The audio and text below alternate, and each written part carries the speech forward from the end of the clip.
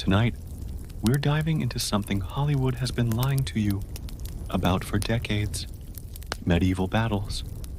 You've seen the movies: brave knights charging across pristine fields, swords clashing in choreographed duels, heroes cutting through enemies like wheat, emerging with maybe one photogenic cut on their cheekbone. It's all fake. The reality of medieval warfare was so horrifying, so chaotic, and so absolutely disgusting that if you were transported back to an actual battlefield, you'd probably die of shock before anyone even stabbed you.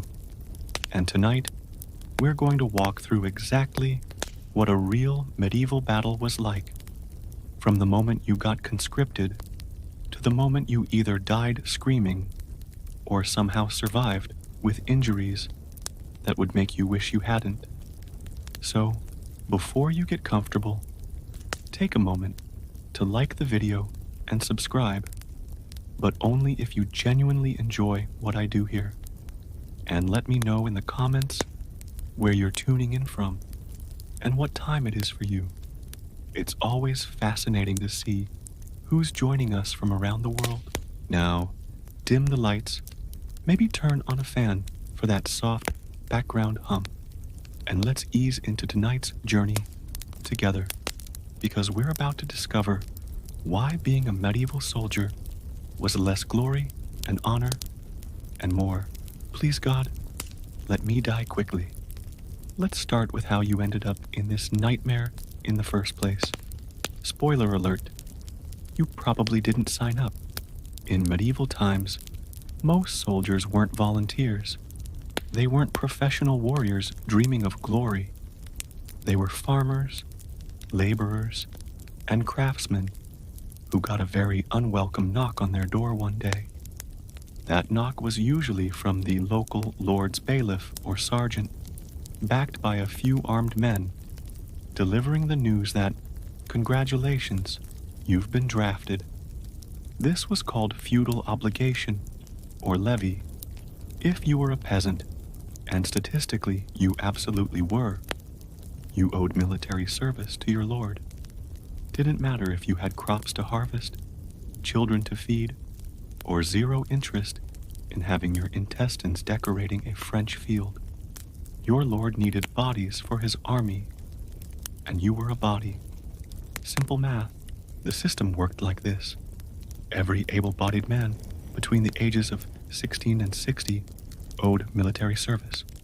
In practice, the bailiff usually took men between 18 and 45, though those age limits got fuzzy when the war was going badly. Your local lord had a quota to fill for the king or greater lord he served. If he needed 200 men, he was getting 200 men one way or another. The bailiff would show up in your village with a list. Sometimes the list was predetermined, based on the lord's records of who owed service. Sometimes it was more arbitrary. You, and you. Your opinion wasn't requested. Your circumstances didn't matter. Let's say you're a 30-year-old farmer named William. You've got a wife, 3 children, and 10 acres of land that keeps your family barely above starvation. It's late spring, and you're in the middle of planting season. Miss this planting, and your family doesn't eat next winter. None of that matters. The bailiff reads your name. You have 3 days to report to the assembly point with whatever weapon you can muster. Failure to appear equals desertion. The penalty for desertion? At minimum, you lose your land and your family becomes destitute. At worst, hanging. Sometimes both. They'd hang you and then confiscate your property just to make sure everyone got the message. You might think, well, I'll just run away, hide in the woods, flee to another village where nobody knows me. Good luck with that. Medieval society was tight-knit in ways we can barely comprehend today. Everyone knew everyone, at least by reputation. Villages were small, usually fewer than 200 people. You couldn't vanish into anonymity because anonymity didn't exist. And even if you could disappear, your family couldn't. Collective punishment was a cornerstone of medieval law enforcement. If you deserted, your wife might lose your land. Your children might be sold into servitude to pay the fine for your desertion. Your parents, if they were still alive, might have their property seized. Your brothers might be conscripted in your place. The system was designed deliberately and efficiently to make sure you showed up, because the consequences of running were worse than the consequences of fighting. At least in battle, you might survive. Desert, and you've condemned your entire family. So you report to the assembly point. You're not alone. Hundreds of other men are gathering, all of them with the same expression.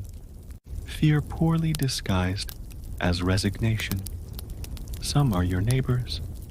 Others come from villages you've barely heard of. You don't know them. You'll be expected to fight beside them. Trust them with your life, despite being complete strangers. The lucky ones, if you can call them that, were professional soldiers, men-at-arms, career warriors, who'd been fighting since they were old enough to hold a sword.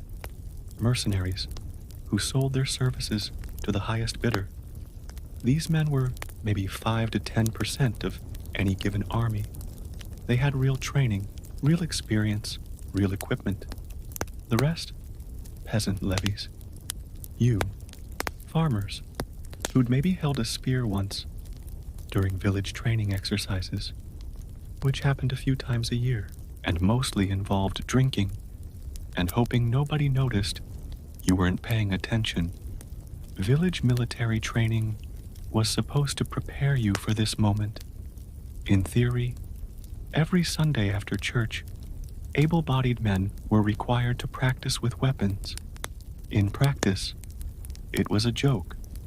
The village had maybe 2 decent practice spears and 1 bow with a broken string.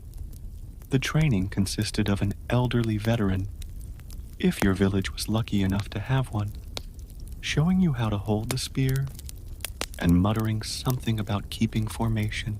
Most of the training time was spent standing around while the Lord's sergeant yelled at everyone. Then you'd go to the tavern and try to forget that someday this pathetic excuse for preparation might be all that stood between you and a French pike. That day has arrived. You are catastrophically unprepared. Now let's talk about the army you're joining. Medieval armies weren't uniform fighting forces. They were collections of retinues, each brought by a different noble. The king might have his household troops.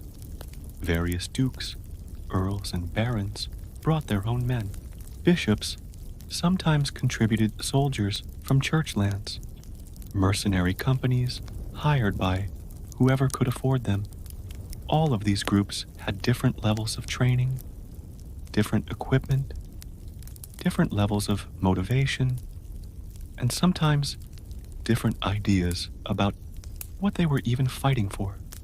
Unity of command was theoretical at best. The nobles viewed you, the peasant levy, with barely concealed contempt. To them, you weren't really soldiers. You were mobile obstacles, human shields, bodies to absorb arrows and fill out the battle line. So it looked impressive from a distance. Some of these nobles were decent men who understood that peasant soldiers were human beings doing their duty. But many weren't.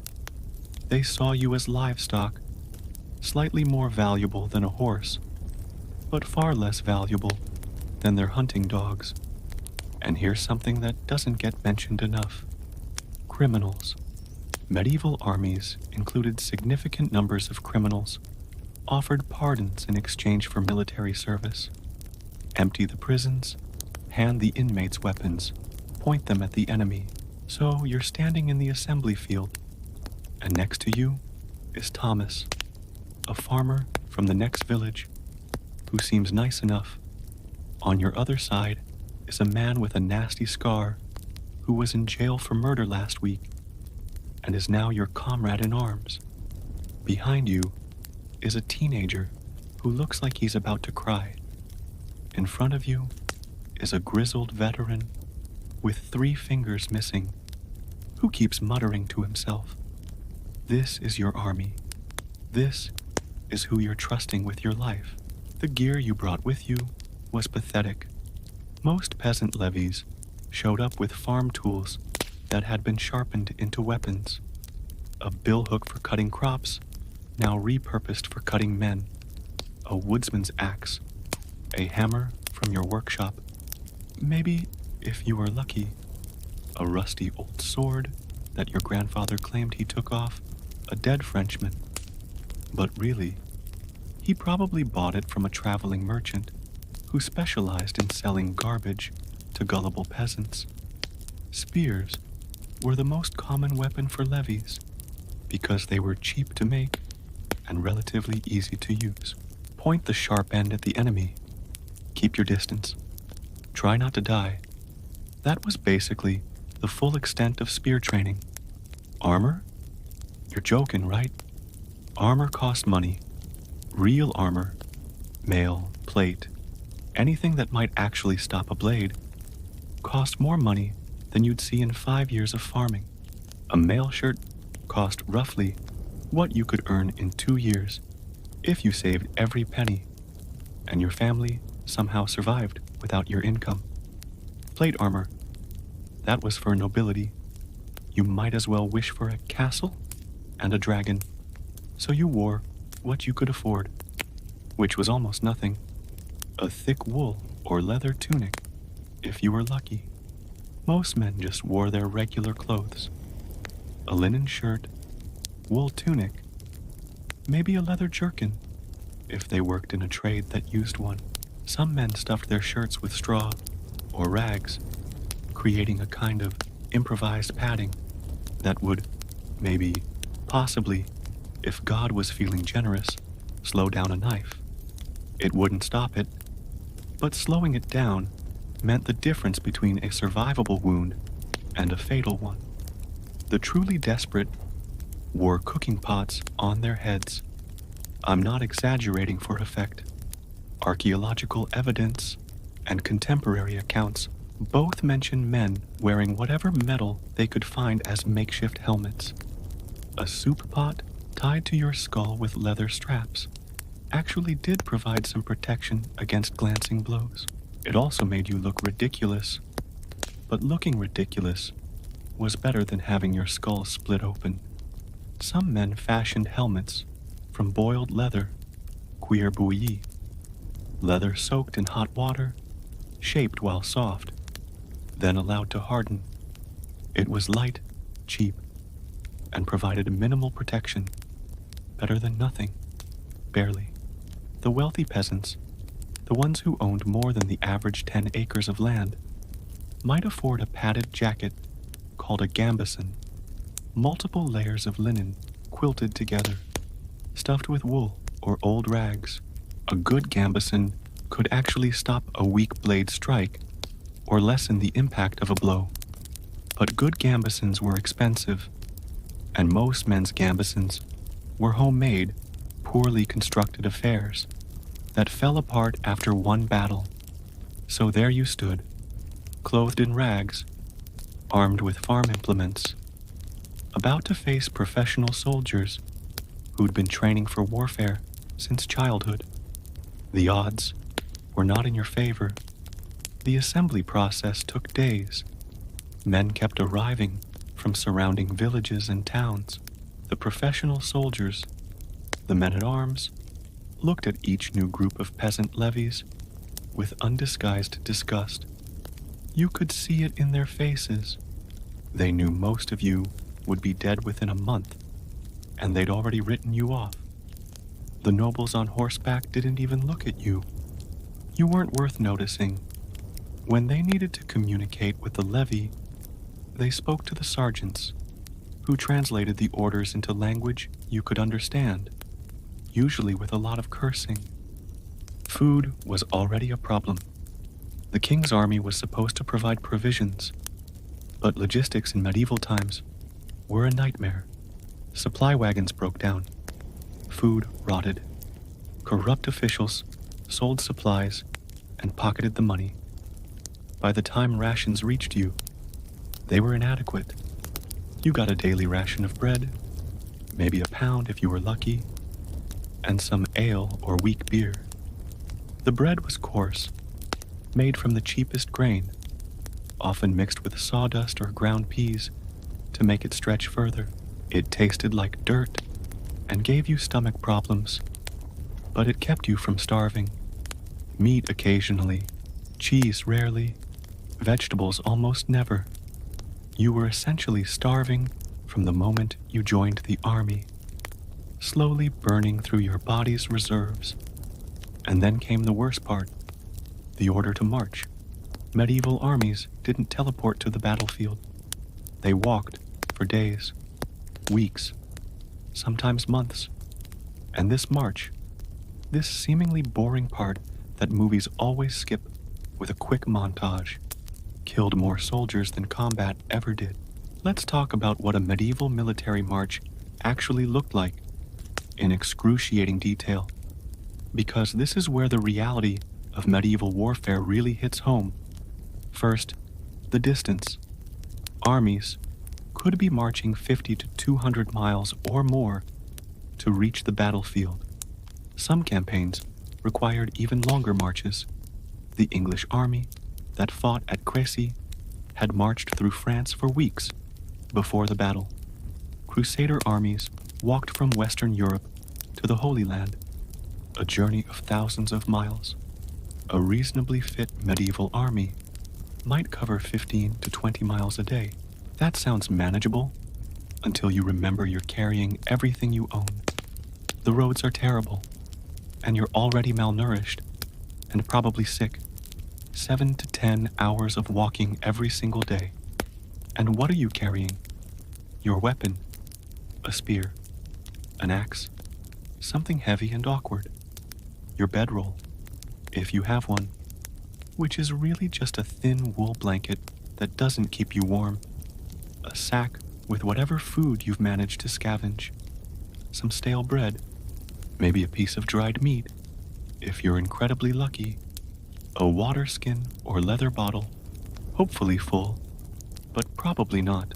Maybe a cooking pot, perhaps a spare pair of shoes, though most men couldn't afford spares. That's 20 to 40 pounds of gear minimum. For a modern soldier with proper equipment and nutrition, that's manageable. For a medieval peasant who's been living on the edge of malnutrition your entire life, it's brutal. Now, factor in the terrain.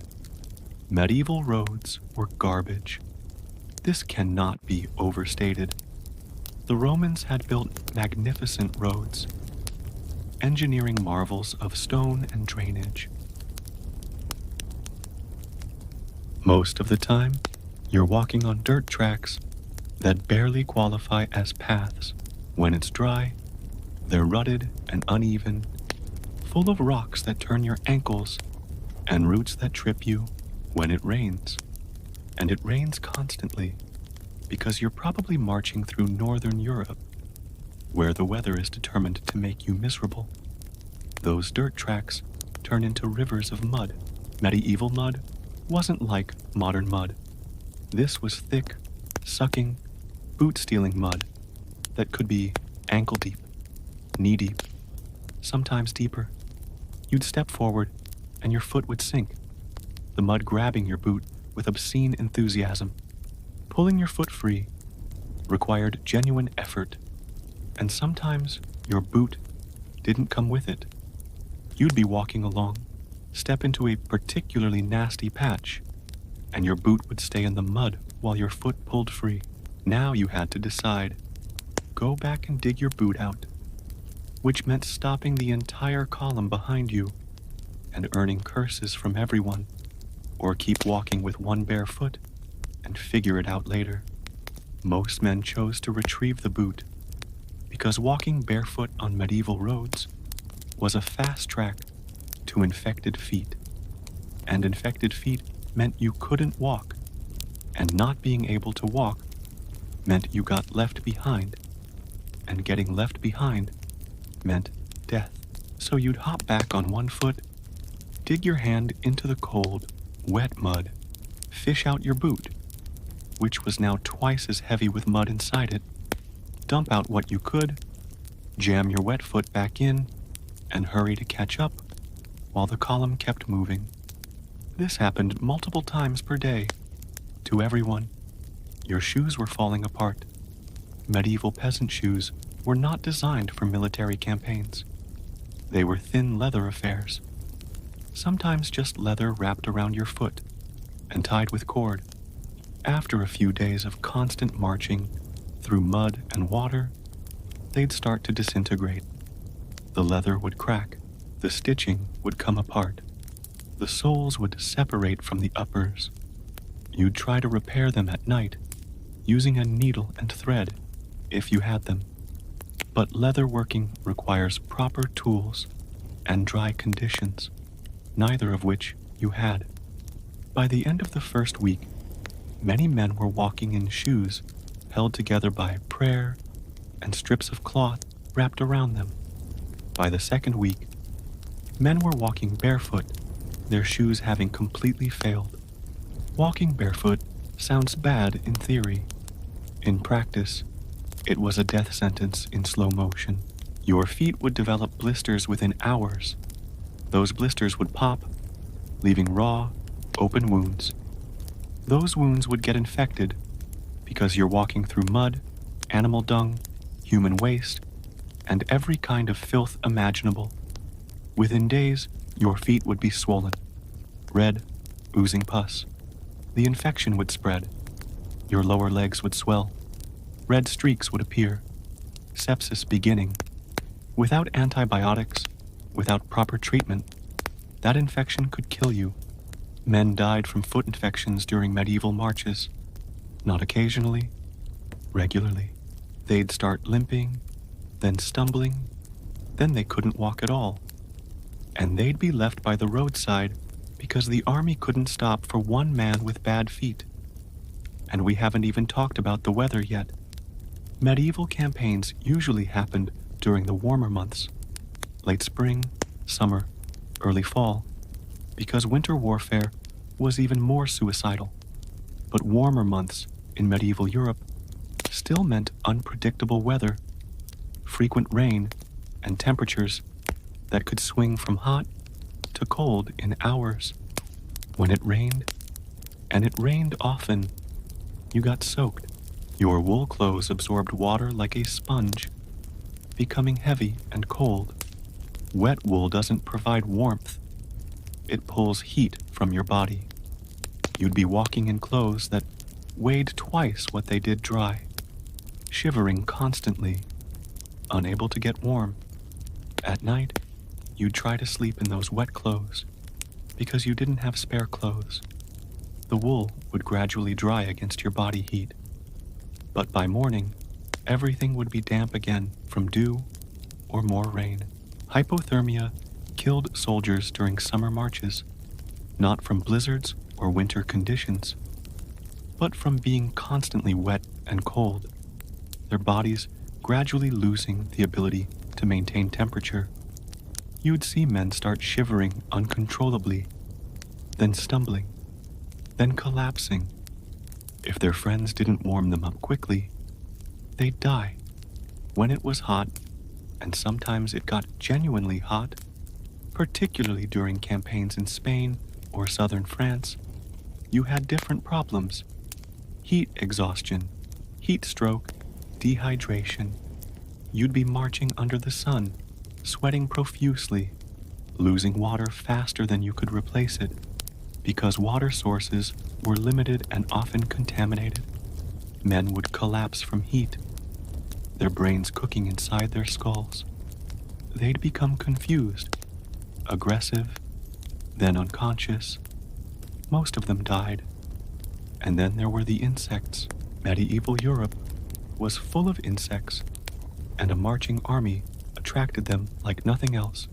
Flies swarmed around you constantly, attracted by the smell of thousands of unwashed bodies, the latrine areas that formed wherever the army stopped, the food being carried that was going rotten.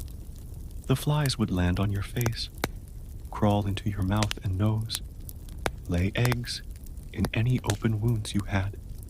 Those eggs would hatch into maggots, which actually helped clean wounds in some cases. But the psychological horror of having maggots living in your flesh was considerable. Mosquitoes bred in the puddles and streams along the route. They'd swarm at dusk and dawn, biting every exposed piece of skin. The bites would itch terribly, and scratching them with dirty hands meant infection. Men would have hundreds of mosquito bites, their skin red and swollen, some bites becoming infected, abscesses, lice. Everyone had lice. These weren't modern, relatively rare lice. These were medieval lice, and they were everywhere, in your hair, in your beard if you had one, in your clothes, in your bedding. They lived in the seams of your garments, laying eggs by the hundreds. Lice bites itch constantly. You'd be scratching all day, every day. The scratching would break the skin, creating entry points for infection. And worse, lice carried typhus, a disease that killed millions during medieval times. Typhus started with a severe headache and high fever. Then came a rash starting on your trunk and spreading outward. Then delirium, confusion, organ failure, death. Once typhus got into an army, it spread like wildfire because everyone had lice and everyone was in close contact. You'd see men develop the fever, and everyone would back away from them, knowing what was coming. The sick man would be delirious within days, raving, not recognizing anyone. Then he'd collapse and die, usually within a week or two of the first symptoms. The body would be left by the roadside. Nobody had time or energy for proper burial. The army marched on, and the corpse stayed behind, food for scavengers. But the biggest killer was dysentery, the bloody flux. This disease, more than any other, destroyed medieval armies before they ever reached the battlefield. Dysentery is caused by contaminated water or food, and medieval armies had both in abundance. Water sources along the march were often stagnant ponds, streams that animals drank from and defecated in, or wells that served villages with poor sanitation. The army's water discipline was non-existent. Men would drink from whatever water they could find because dehydration would kill you faster than dysentery. Sometimes you got lucky and the water was clean. Usually it wasn't. Food was often contaminated with fecal matter, either from unwashed hands preparing it or from flies that had been crawling on human waste and then landed on your bread. Once you contracted dysentery, your life became focused entirely on your bowels. The disease caused intense, frequent diarrhea, not the mild inconvenience of modern food poisoning. Medieval dysentery meant you'd be liquid 20, 30, 40 times a day. You'd lose massive amounts of fluid and electrolytes. Dehydration would set in fast. Your mouth would be dry, your eyes sunken, your skin loose and papery. You'd be weak, barely able to walk, and the diarrhea wouldn't stop. The pain was constant. Stomach cramps that doubled you over, burning as the acidic liquid tore at your already raw anus. Blood in your stool, which meant the intestinal lining was being destroyed. You'd try to keep marching because stopping meant being left behind, but eventually you couldn't. You'd collapse lying in your own filth, too weak to move, while the army marched past you. Some men recovered, most didn't. Dysentery killed thousands upon thousands of medieval soldiers. During some campaigns, up to 30 or 40% of the army died from disease before ever reaching the enemy. And here's the worst part. Even if you personally didn't get sick, you had to live with the results. The smell of an army on the march was indescribable. Thousands of men, none of whom had bathed in weeks, many of whom had dysentery, all packed together. The smell of sweat, of unwashed bodies, of rotting teeth and bad breath. The smell of infected wounds, of gangrene setting in. The smell of the latrine areas, where men would dig shallow pits and relieve themselves in them until the pits were overflowing, then dig new pits. The smell of death from the bodies left along the roadside, bloating in the sun. You couldn't escape it. It was in your clothes, in your hair, in your nostrils constantly. After a while, you stopped noticing it consciously, but it was always there, a miasma of human misery. Sleeping on the march was a nightmare. The army would stop each evening as the sun set because marching in the dark was too dangerous. Men would stumble around, fall into holes, get separated and lost. You'd stop in whatever field or forest the commanders had chosen. There was no camp infrastructure, no tents for common soldiers. You'd find a relatively flat piece of ground, spread out your blanket if you had one, and lie down. The ground was usually wet, cold, and full of rocks.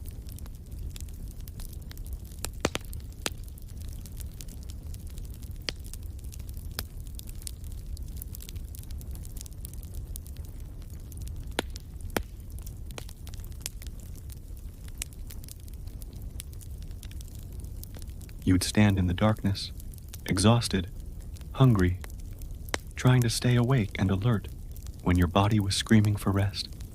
The sounds of the camp at night were disturbing. Thousands of men trying to sleep, coughing, snoring, groaning in pain from injuries or sickness. Men with dysentery would get up repeatedly to relieve themselves, stumbling around in the dark. You'd hear them retching, vomiting, crying. Some nights you'd hear screaming.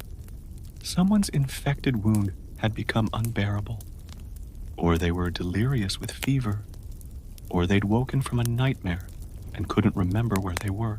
Morning came too soon. You'd be woken by shouted commands, drums, horns. You'd get up, every muscle aching, joints stiff, feeling worse than when you'd lain down. Breakfast, if there was any, would be a piece of stale bread and some questionable water. Then you'd start marching again. Another day, another 20 miles, another step closer to the battle that was waiting for you. The psychological toll of the march was severe. Day after day of pain, hunger, sickness, exhaustion, watching your friends die from disease, knowing that even if you survived the march, the battle was still coming. Some men broke mentally. They'd start raving, talking nonsense, seeing things that weren't there. The stress combined with malnutrition and possible disease would push them into delirium or genuine madness. Others became completely passive, what we'd now call dissociation. They'd keep marching because that's what everyone else was doing. But there was no conscious thought behind it. They'd become automatons, following orders mechanically, their minds gone somewhere else to escape the horror of their situation. And through all of this, you hadn't even reached the enemy yet. This was just the journey to the battlefield. The actual fighting, which everyone feared, was still to come. Historical records are full of campaigns where armies arrived at the battlefield having lost a third of their strength to disease and desertion.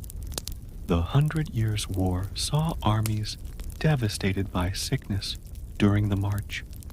The Crusades lost thousands of men to disease before they even reached the Holy Land. During Edward III's campaign in France, his army of 15,000 men was reduced to less than 10,000 by the time they reached Crécy, and only a fraction of those losses were from combat. The rest died on the march. This was standard. This was expected. And it was just the beginning. So, you've somehow survived the march. You're sick, exhausted, half-starved, and your feet look like raw meat, wrapped in strips of leather that used to be shoes. Congratulations. Now, let's talk about the absolute disaster of an army you're part of. Medieval armies were not well-organized fighting machines. They were barely controlled mobs, held together by fear of punishment and the vague hope that you might actually survive this. Let's start with the command structure, or the lack thereof. At the very top, you had the king, or the great lord, who'd called this army together. He was surrounded by his household knights, advisors, maybe a few professional military men who actually understood tactics. These people made the decisions about where to march, when to fight, and what the overall strategy would be. Below the king were the various nobles who'd brought their own retinue. A duke might bring 500 men, an earl might bring 200, a baron might bring 50.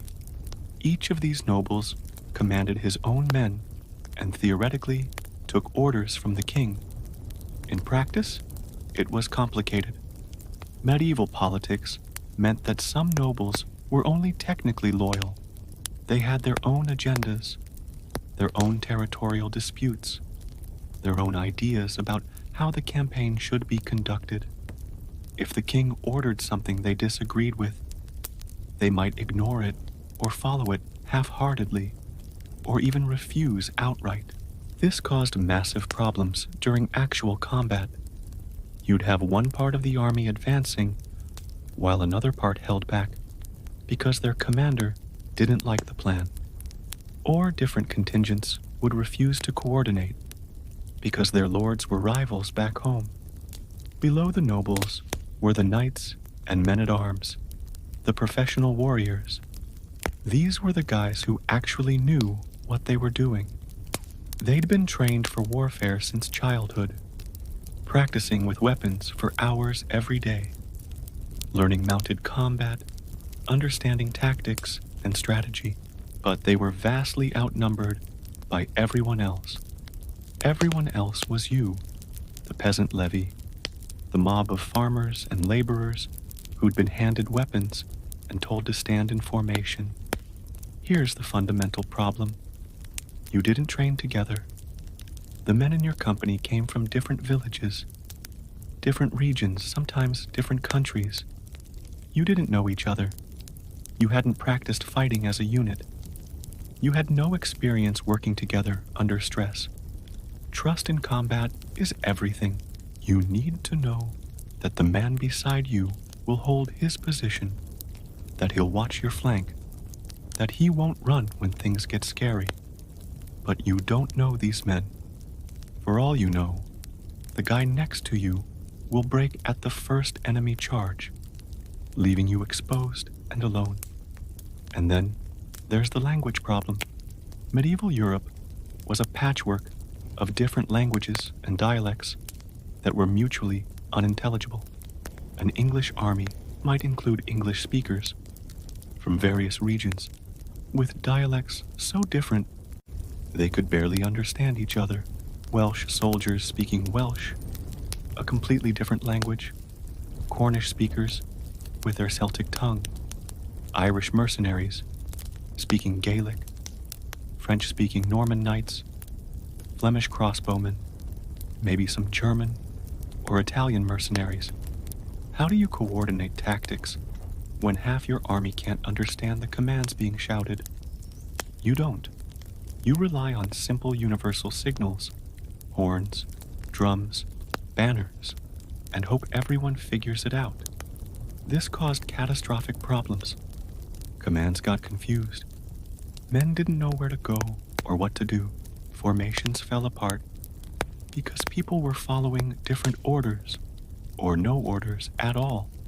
A commander would shout, "Advance," in Norman French. The English-speaking soldiers might understand, but the Welsh contingent had no idea what was being said. They'd look around, see some men moving forward, and maybe follow along, or maybe stand there confused until a sergeant physically shoved them forward. In the chaos of battle, communication became almost impossible. Once the fighting started, you couldn't hear verbal commands anymore. Everything was screaming. The clash of weapons, the thunder of horses, visual signals were all that worked, and even those could be missed or misinterpreted. Discipline was maintained through fear and violence. Medieval military justice was swift, brutal, and meant to terrify everyone else into obedience. Step out of line, question an order, or God forbid, try to desert, and you'd face punishment that ranged from flogging to execution. The punishments were carried out publicly in front of the entire army to make sure everyone understood what happened to disobedient soldiers. Flogging meant being tied to a post or wagon wheel and whipped with a leather scourge or a cane. The beatings were severe enough to leave permanent scars, sometimes severe enough to kill. Men would pass out from the pain, be revived, and the beating would continue. Desertion was punished with hanging. Usually, you'd be strung up from a tree, in full view of the army, left to slowly strangle to death. It wasn't a quick death.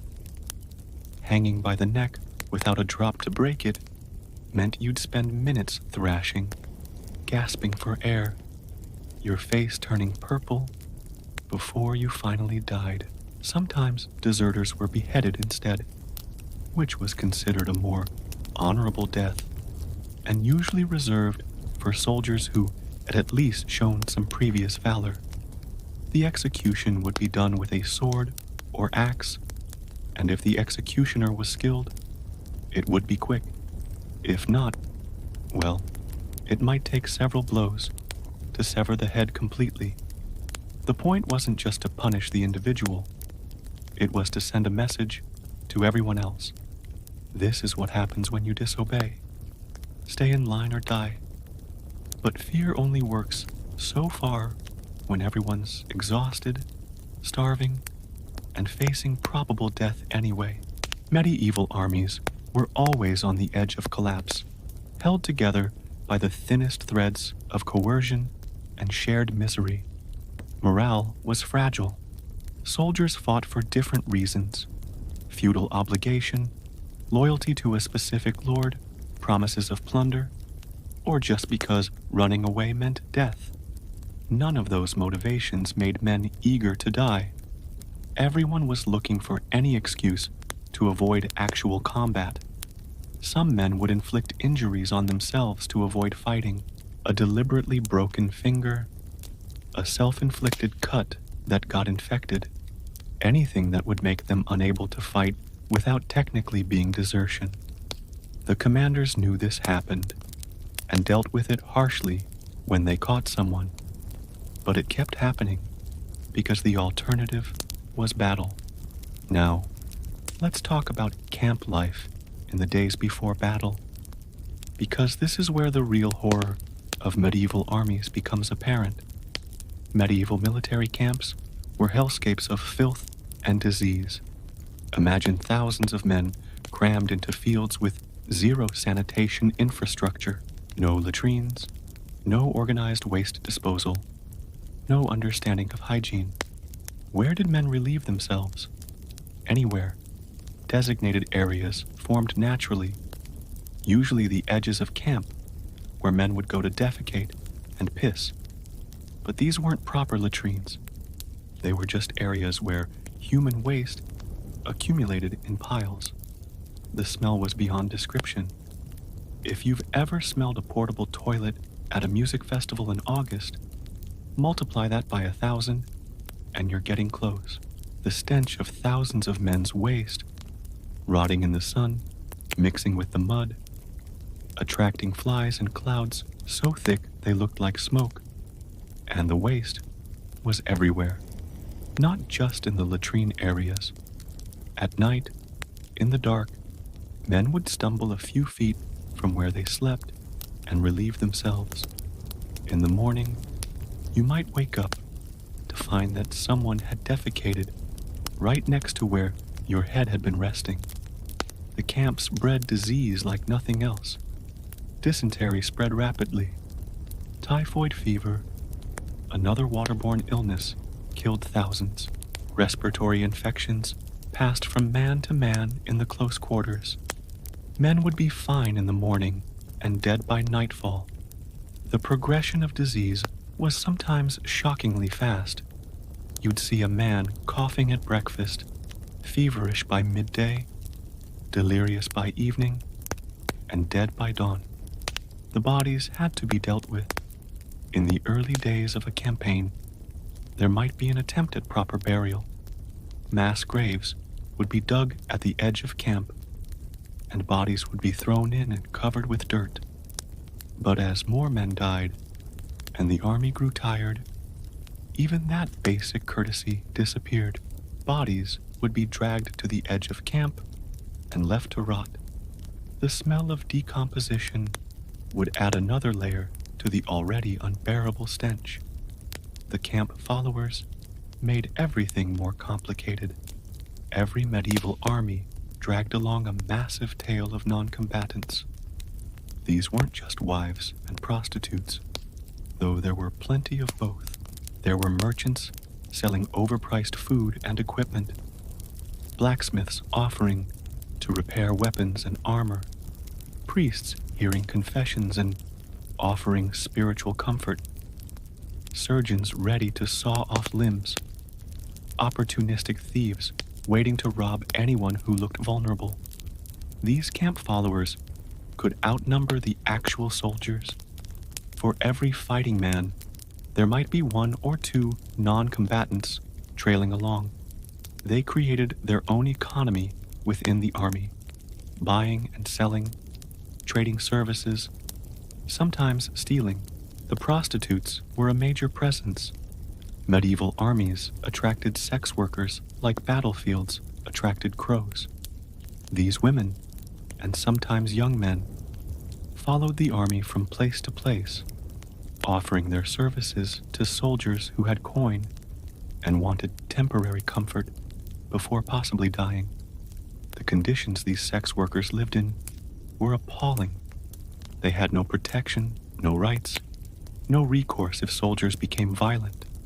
They were often treated as subhuman, beaten, robbed, sometimes killed, and they spread disease. Syphilis wouldn't arrive in Europe until the late 15th century, but gonorrhea and other sexually transmitted infections were rampant. Soldiers would visit the camp prostitutes, contract infections, and then suffer for weeks with painful urination, discharge, and sores. There was no treatment. The infections would sometimes resolve on their own, but often they'd cause long-term damage or spread to other parts of the body. The merchants were often as dangerous as enemy soldiers. They'd sell rotten food at inflated prices. Knowing soldiers had no choice but to buy it, they'd offer loans at usurious rates. They'd fence stolen goods, often goods stolen from the army's own supply train. Some merchants were spies, gathering information about the army's strength, condition, and intentions to sell to the enemy. Nobody trusted them, but everyone needed them because the army's official supply system was inadequate. The priests moved through camp, offering religious services. Mass was held every day, and soldiers were expected to attend. Confessions were heard constantly, especially as the army got closer to battle. Men wanted to die with clean souls, absolved of their sins. The surgeons terrified everyone. Medieval surgery was butchery, performed by men with minimal training and terrible tools. Soldiers knew that if they were wounded badly enough to need a surgeon, they'd probably die either from the wound or from the surgery itself. But the surgeons followed the army anyway, setting up their tents with their saws and cauterizing irons, waiting for the inevitable casualties.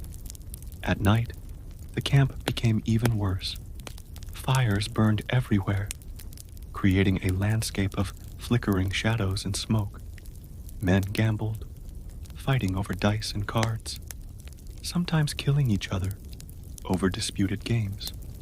Drunkenness was common because alcohol was one of the few pleasures available. The drinking led to fights, not playful scuffles, but genuine violence. Men would beat each other half to death over insults, over gambling debts, over women, over nothing at all. The violence was a release, a way to channel the fear and frustration of waiting for battle. Guards tried to maintain order, but there were never enough of them. The camps at night were lawless zones where the strong preyed on the weak. Your belongings would be stolen if you didn't guard them constantly. Your food would disappear. If you looked vulnerable, you'd be robbed, beaten, or worse. Some soldiers formed protective groups, small bands of men who watched each other's backs. But these groups were often as much gangs as protective associations, shaking down weaker soldiers for protection money. And through it all, you're trying to prepare mentally for battle, knowing that in a day or two, you're going to be expected to stand in a line and fight trained killers. Your equipment is still inadequate. You've checked your weapon 100 times, sharpening the blade with a whetstone, fixing the loose handle with strips of leather, hoping it doesn't break the first time you hit something solid. Your armor, such as it is, hasn't improved. You've tried to patch the holes in your padded jacket. You've stuffed more rags into your shirt for padding. It's not enough. You know it's not enough, but it's all you have. The professional soldiers, the men-at-arms and knights, exist in a completely different world. They have real armor, mail hauberks, or even plate if they're wealthy enough. The armor is custom fitted, maintained by servants, cleaned and repaired regularly. They have war horses, massive destriers, trained specifically for warfare. These horses cost a fortune, as much as a village might produce in a year. They were bred for size, strength, and aggression. In battle, a war horse was a weapon itself, trained to bite and kick enemies. The knights have squires to maintain their equipment, cook their food, set up their tents. They eat better food than you. They sleep in tents with actual bedding. When they defecate, they do it in chamber pots that servants empty for them. They treat you with the same regard they'd show a donkey. Actually, less regard. A good donkey was valuable. You were replaceable. Some of these knights are decent men who understand that peasant soldiers are human beings doing their duty. These knights treat their men fairly, make sure they're fed as well as possible, and try to protect them in battle. But many aren't. Many see you as subhuman, as tools to be used and discarded. They'll ride past you without acknowledging your existence. They'll take the best food and leave you with scraps. In battle, they'll use you as shields, sending you forward to absorb arrows, while they wait for the perfect moment to charge. You resent them deeply, bitterly resent them, but you can't do anything about it because they have swords and armor and horses and the full backing of the social order. So, you sit in the mud, in the filth, surrounded by dying men and desperate camp followers, waiting for the battle that might kill you tomorrow. You try to sleep, but can't. You try to eat, but your stomach is too tight with fear. You think about home, your wife, if you have one, your children, your fields. All of it feels impossibly distant, like a dream you had once but can't quite remember clearly, and you wonder if you'll ever see any of it again. The battle is tomorrow. Everyone knows it. Scouts have reported enemy positions just a few miles away. The commanders have held their councils. Orders have been issued. And now, as the sun sets on what might be your last evening alive, the reality of what's about to happen finally, truly, completely sets in. This is the night nobody talks about in the legends. No songs are sung about the evening before the battle, when thousands of men collectively realize they're probably going to die. No tapestries depict the terror, the desperate prayers, the quiet sobbing in the darkness. But this night was real, and for medieval soldiers, it was often worse than the battle itself. Let's start with the confessions. Medieval soldiers were genuinely, deeply religious in ways modern people struggle to understand.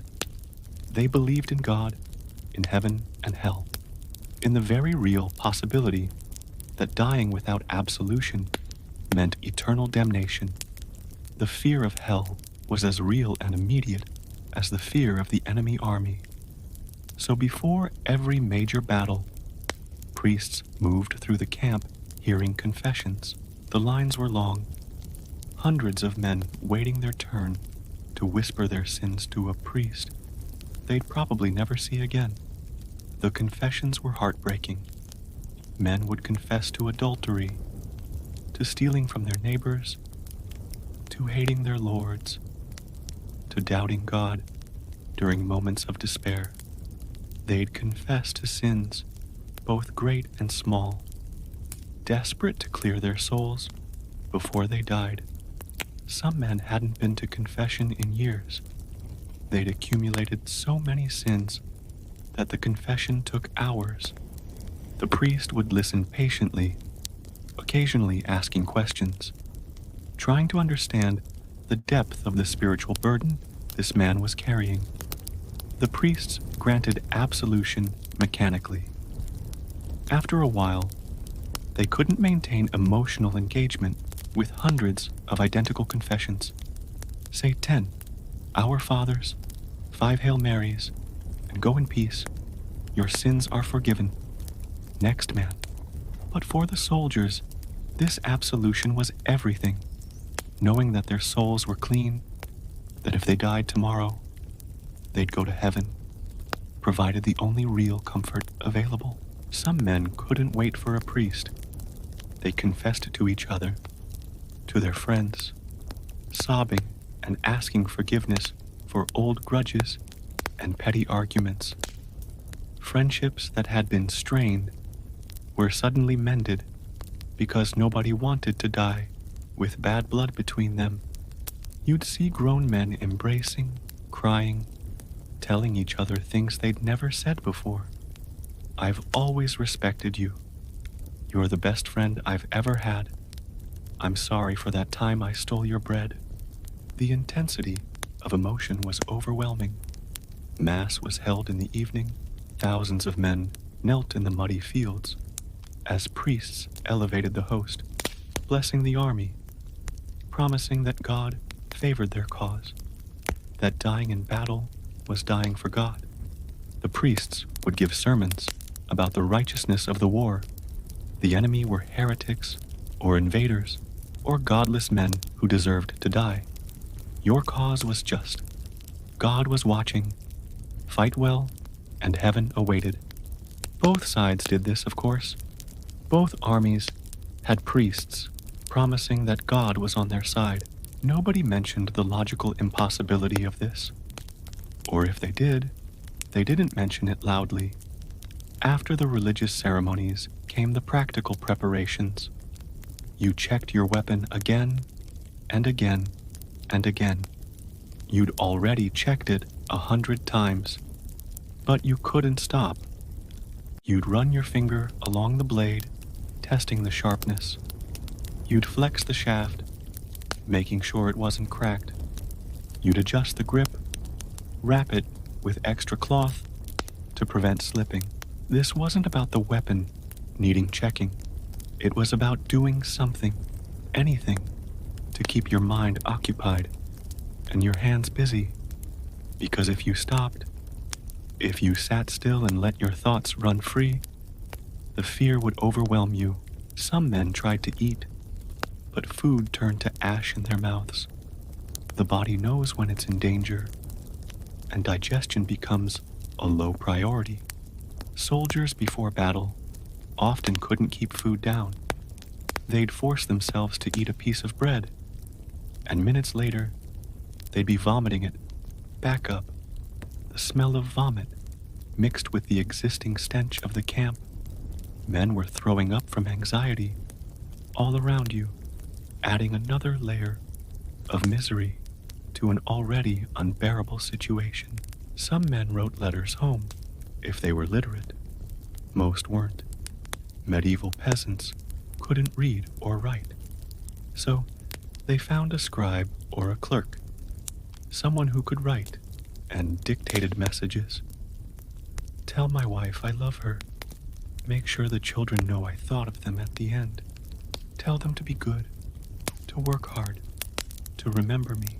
The scribes would write these words down, knowing that most of these letters would never be delivered. The man dictating would probably die tomorrow, and his letter would be lost, stolen, or destroyed.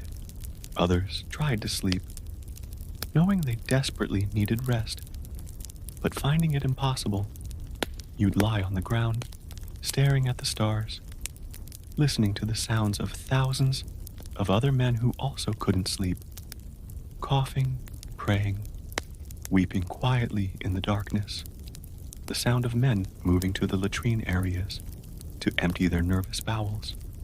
The jingle of equipment as someone else checked their gear for the 1,000th time. The fear was a physical thing. It sat in your stomach like a stone, cold and heavy. Your hands shook. Your heart raced. You'd feel like you couldn't get enough air, like you were suffocating even though you were outside under an open sky. Some men defecated themselves from terror, unable to control their bowels. This was common enough that nobody made fun of it. Everyone understood. Everyone was terrified. The darkness made everything worse. In the daylight, you could see the men around you, could gauge the situation, could feel like you had some control. But at night, in the darkness, your imagination filled in the gaps with horrors. You'd imagine the battle. You'd picture yourself being cut down in the first seconds. You'd envision a sword splitting your skull, or a spear punching through your chest, or being trampled under horses' hooves. The images would play in your mind over and over, each one more vivid and terrible than the last. Desertion attempts spiked the night before battle. Men would try to slip away in the darkness, hoping to vanish into the countryside and make their way home. Most got caught.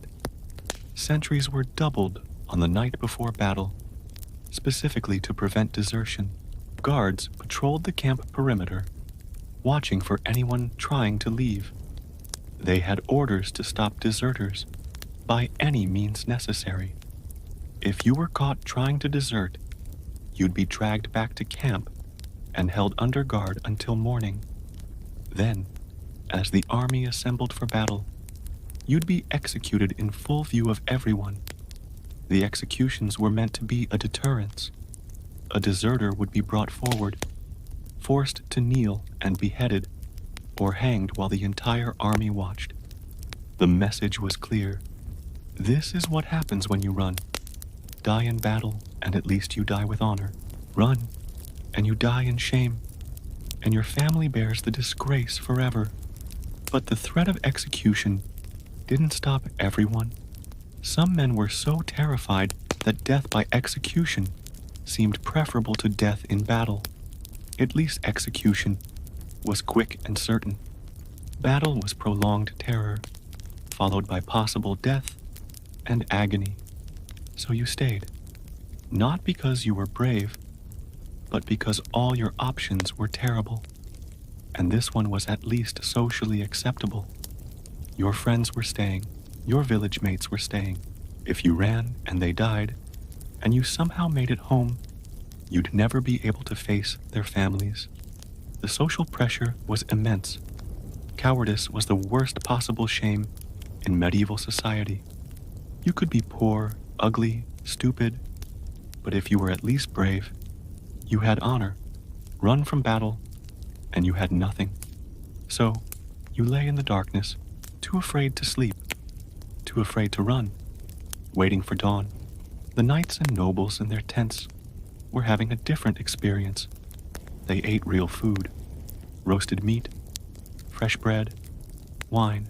They made final adjustments to their armor, their squires helping them into the complex assemblies of metal plates and mail.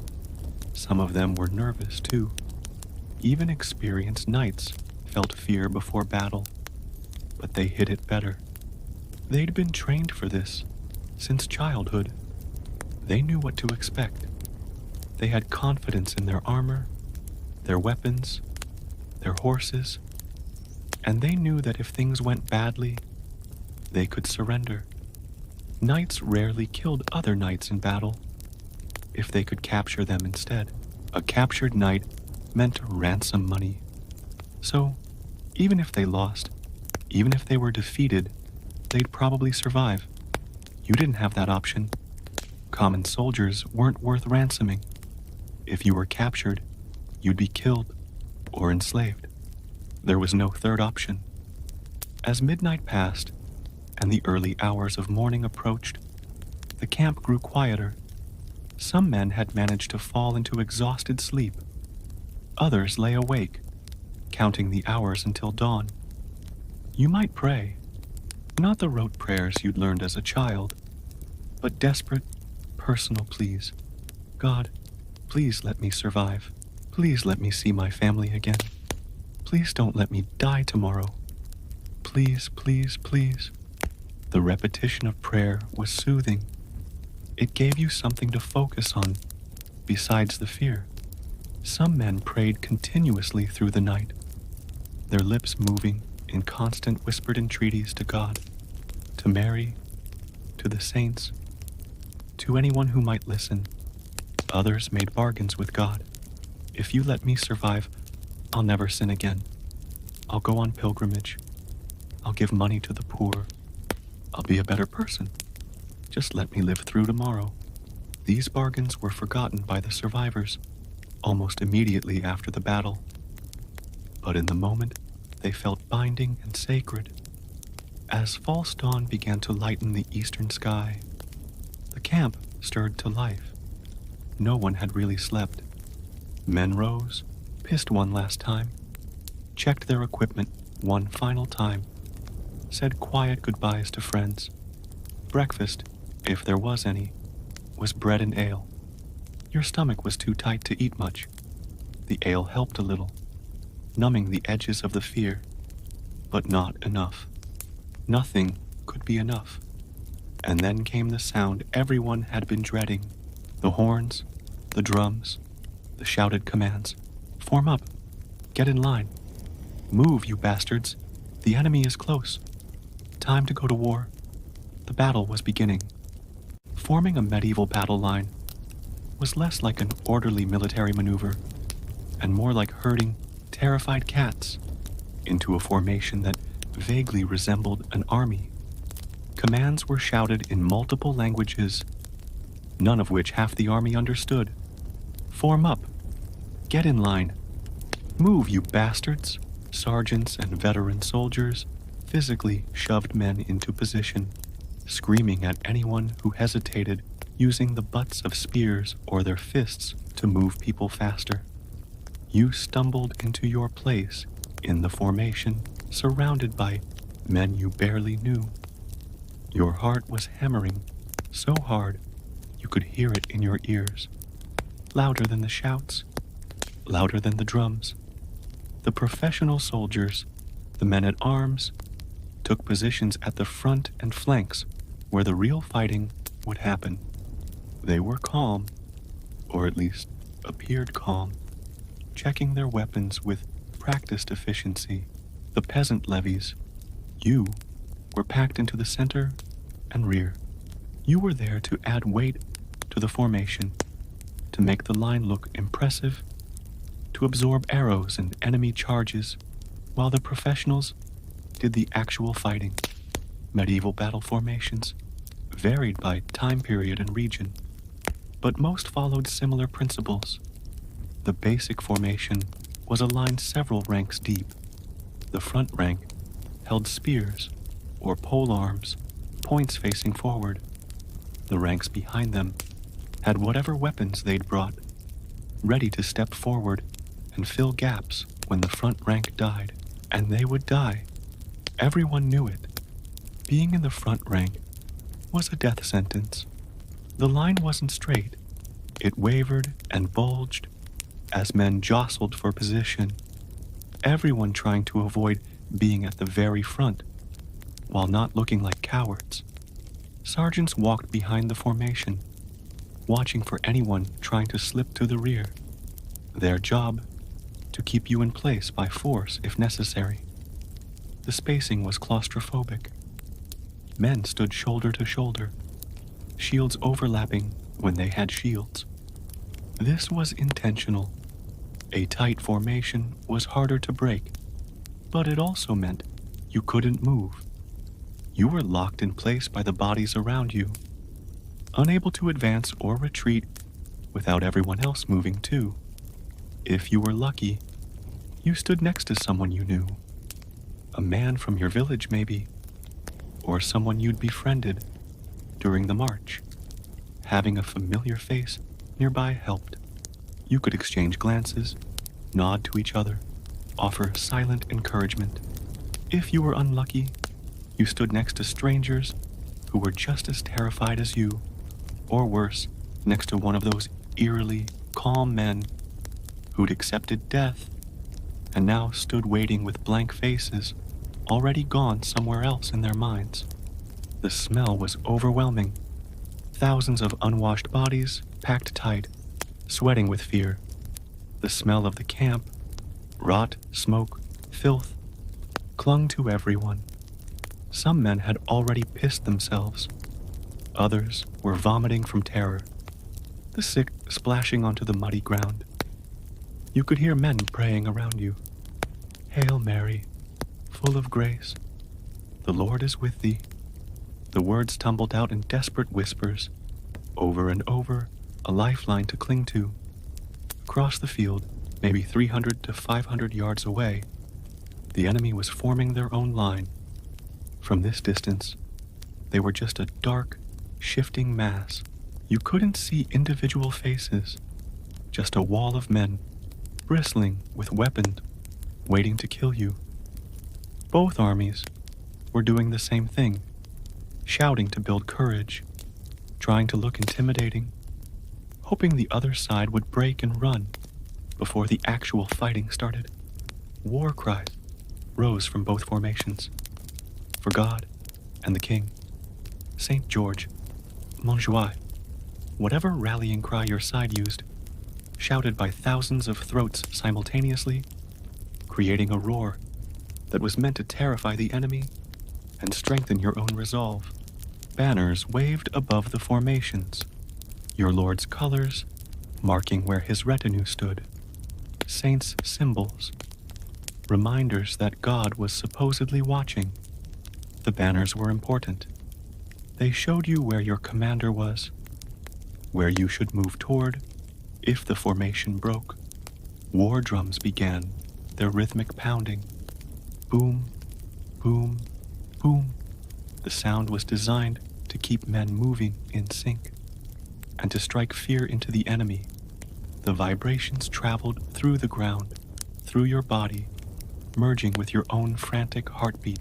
The knights, mounted on their massive war horses, formed up on the flanks, or in a separate group behind the line. They'd charge at a key moment, smashing into the enemy like a living battering ram. Until then, they waited, looking magnificent in their armor while you stood in the mud, wondering why you couldn't have been born rich. Archers, if your army had them, moved to the front or flanks. English longbowmen with their massive 6-foot bows. French crossbowmen, slower to reload, but powerful. They'd loose their missiles first, trying to thin out the enemy before the melee began. And you waited. This part, the waiting, was psychological torture.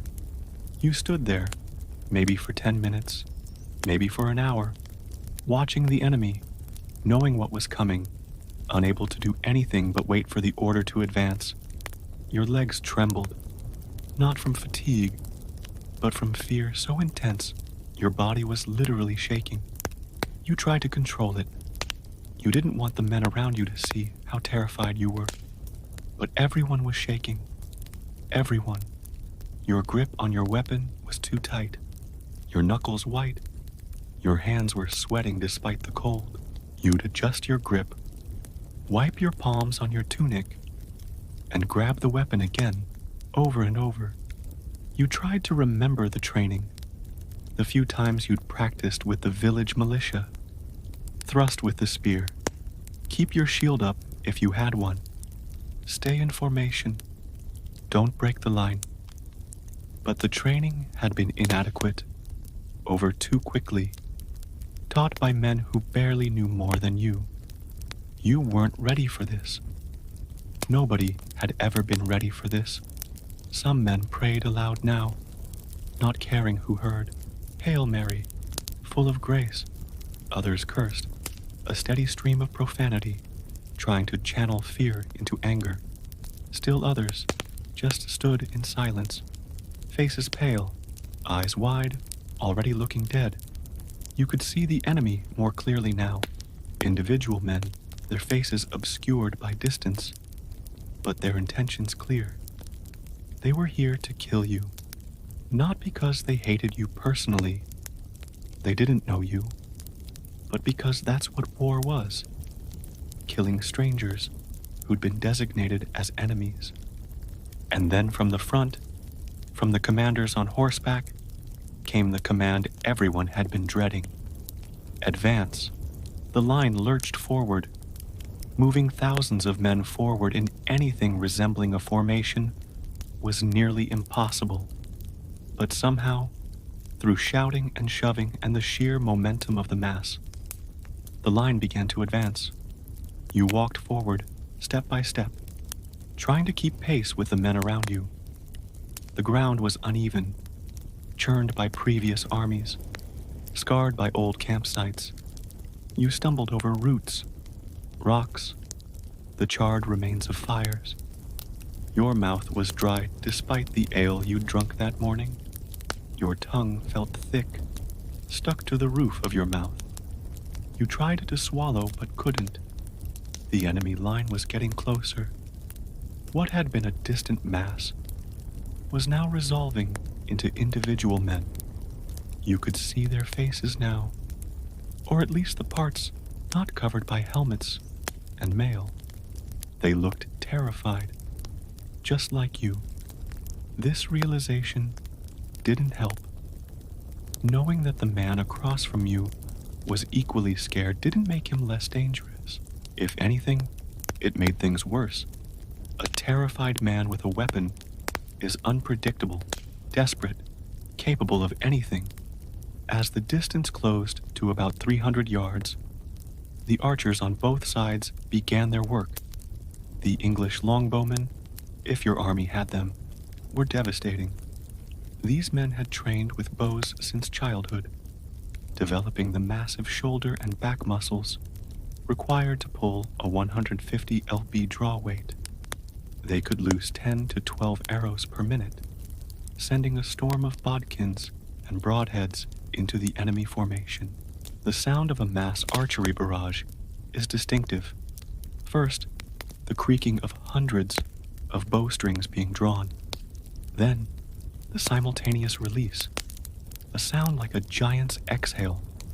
Then, the hiss and whistle of arrows in flight, filling the air with a sound like wind through trees, but sharper, more malevolent.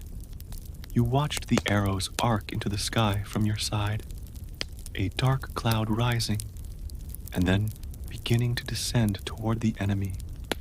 For a moment, they seemed to hang, suspended, blotting out the sun. Then they fell. The arrows hit the enemy formation with a sound of hail on a thatched roof, but louder, more irregular. Thunk, thunk, thunk, thunk. Each sound was an arrow finding a target, shield, armor, flesh. Screams rose from the enemy ranks. Men went down, some silently falling like puppets with cut strings.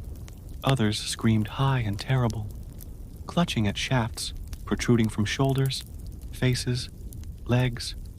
The enemy line wavered, but kept moving forward. And then their archers returned fire. You saw the arrows rising from their side, a dark cloud growing larger coming toward you.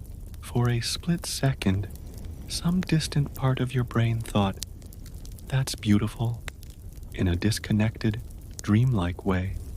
Then the arrows arrived, and beauty became nightmare. The sound was everywhere at once. Arrows hitting shields with solid thunks. Arrows punching through leather and wool with wet, tearing sounds. Arrows hitting men.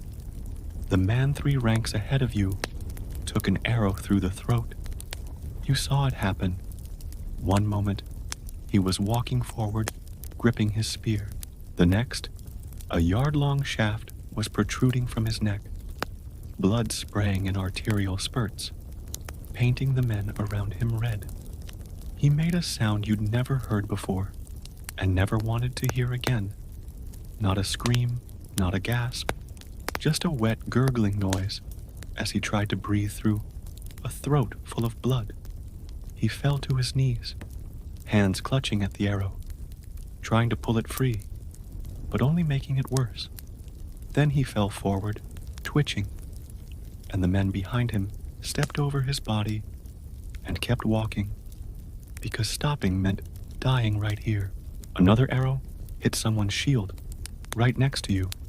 The impact was violent, the arrow punching through the wood and emerging on the other side, the tip inches from the man's face. He flinched, stumbled, but kept his shield up. More arrows fell. A man to your left took one in the thigh, the broadhead slicing through muscle and sticking in bone. He screamed and fell, and you had to step around him, trying not to look at his face as he clutched at his leg, blood pumping between his fingers. An arrow grazed your shoulder, tearing fabric and skin, but not penetrating deep. The pain was sharp, immediate, but adrenaline muted it. You'd feel it later, if there was a later. The formations kept walking toward each other, arrows falling constantly now. Both sides' archers were loosing as fast as they could, trying to thin the enemy before melee began. Men dropped continuously. Some fell dead. Others fell wounded, screaming, thrashing. The ones behind couldn't stop. They walked over the fallen, sometimes stepping on bodies, hearing bones crack under their boots. The distance closed. 200 yards, 150. You could see their faces clearly now. Expressions of fear, determination, rage, mouths open in shouts you couldn't hear over the noise of drums and arrows and screaming. Some men in your formation broke. The arrows were too much. They turned and tried to run, shoving past the ranks behind them. Sergeants caught most of them, physically dragging them back. beating them with spear butts, screaming in their faces until they stumbled back into position.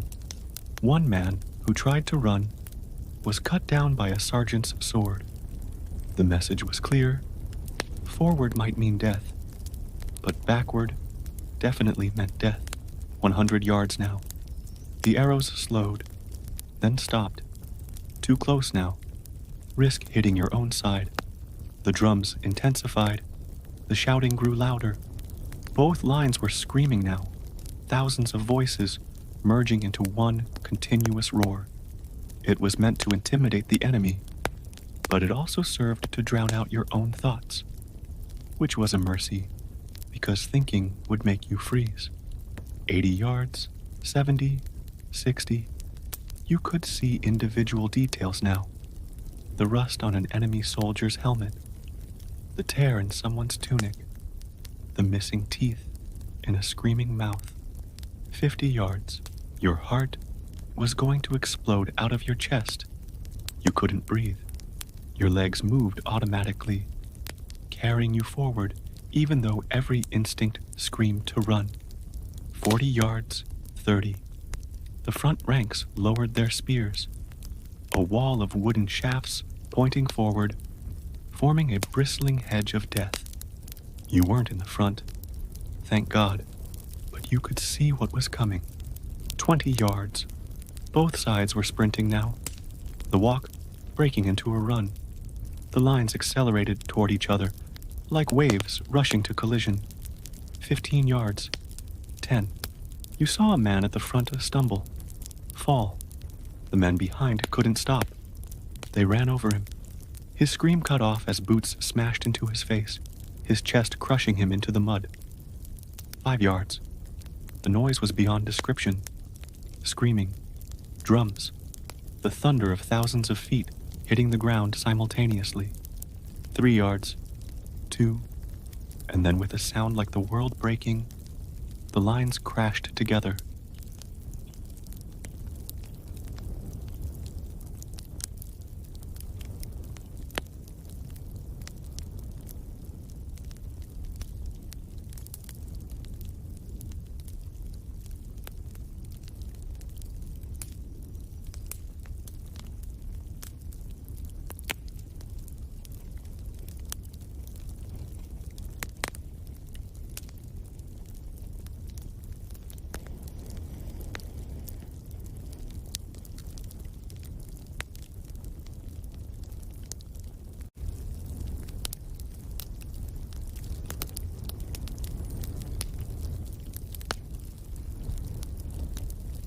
The men ahead stopped suddenly as they crashed into the enemy, and you slammed into them from behind.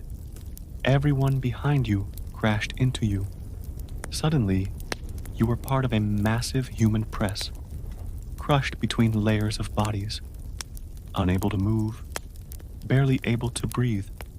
This was the reality of medieval melee combat. It wasn't Hollywood dueling. It wasn't one-on-one fights with room to maneuver.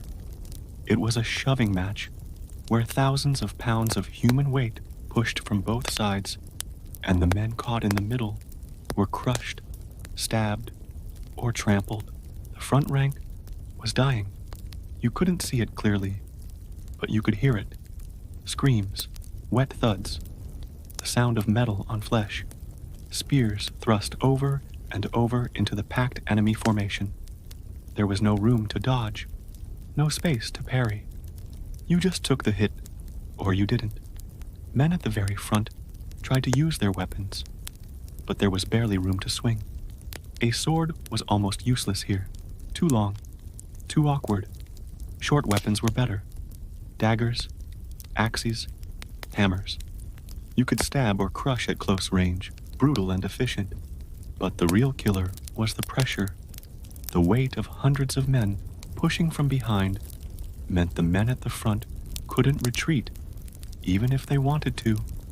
They were pinned in place, crushed against the enemy line, unable to do anything but stab weakly forward and hope the enemy died before they did. Men suffocated in the press, literally crushed so tightly They couldn't expand their lungs to breathe. Their faces would turn red, then purple. They'd gasp like fish out of water, mouths opening and closing, getting no air. Then they'd die, still standing upright, held in place by the bodies around them, and nobody would even notice until the pressure eased and they fell. The ground became a nightmare within minutes. Blood mixed with mud, creating a slick paste, the color and consistency of liver.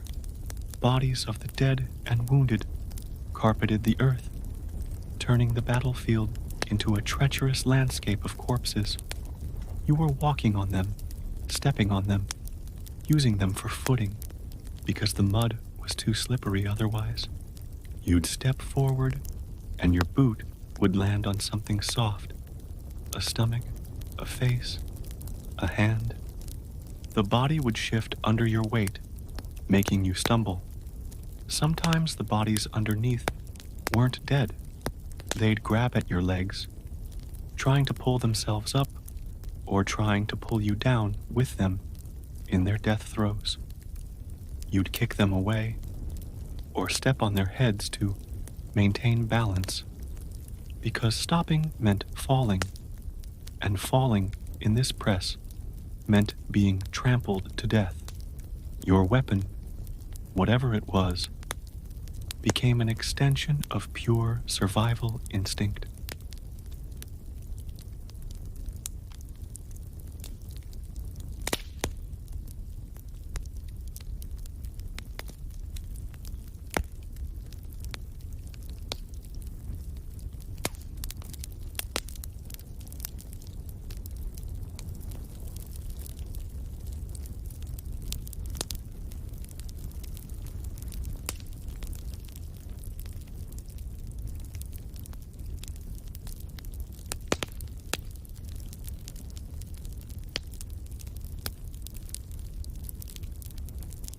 The man you'd stabbed might scream or gasp or make no sound at all if you'd hit something that killed instantly.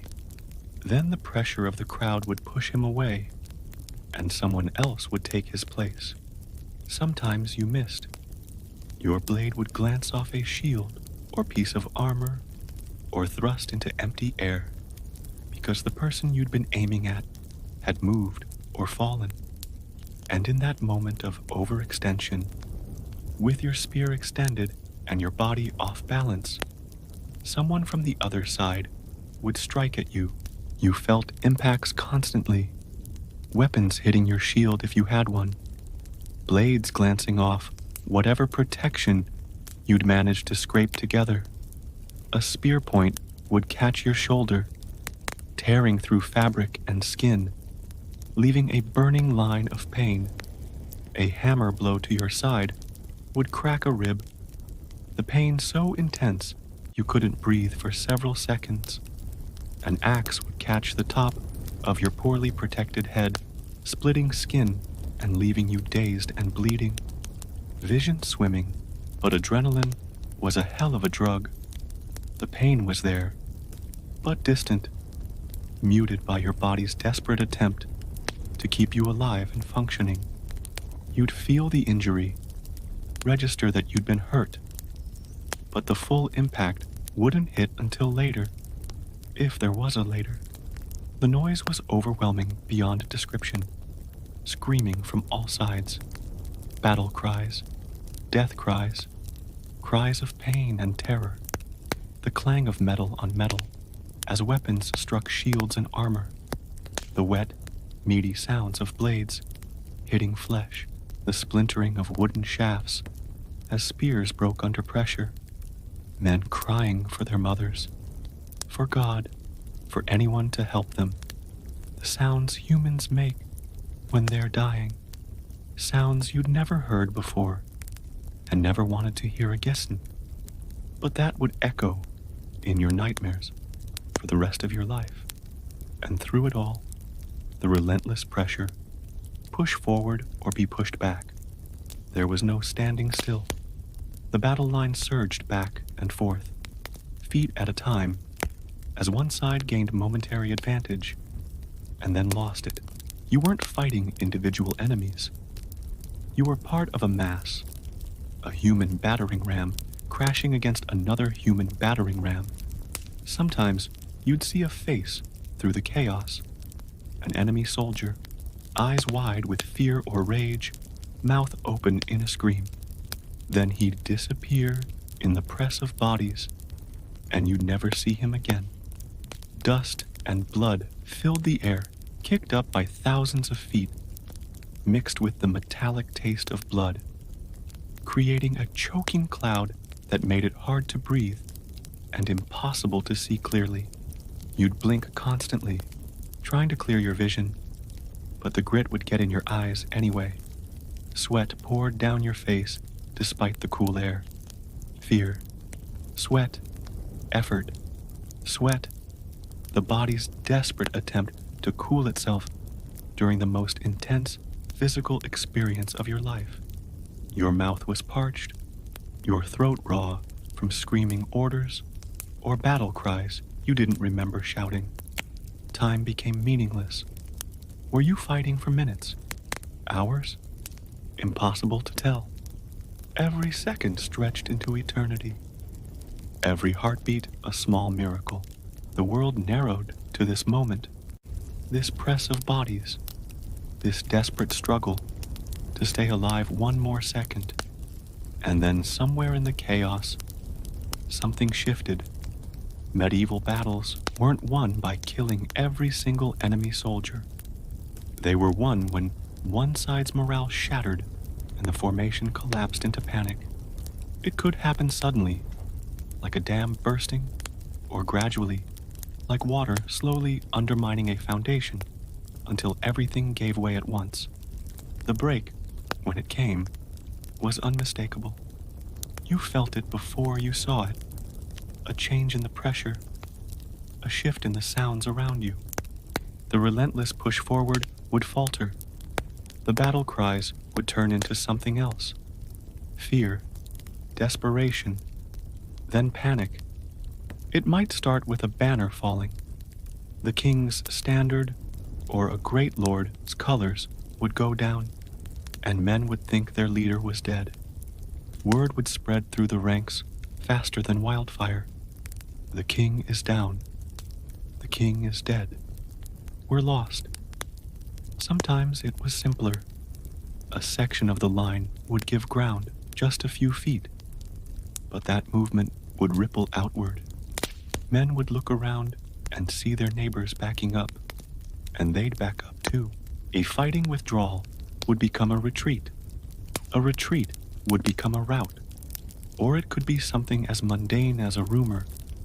The flank is broken, someone would shout, and even if it wasn't true, the fear would spread. Men would crane their necks, trying to see what was happening, and in that moment of distraction, the enemy would surge forward. When the break came, it was swift and terrible. Someone at the back would turn and run, then another, then 10, then 100. The formation would dissolve like salt in water, men throwing down their weapons and sprinting for their lives.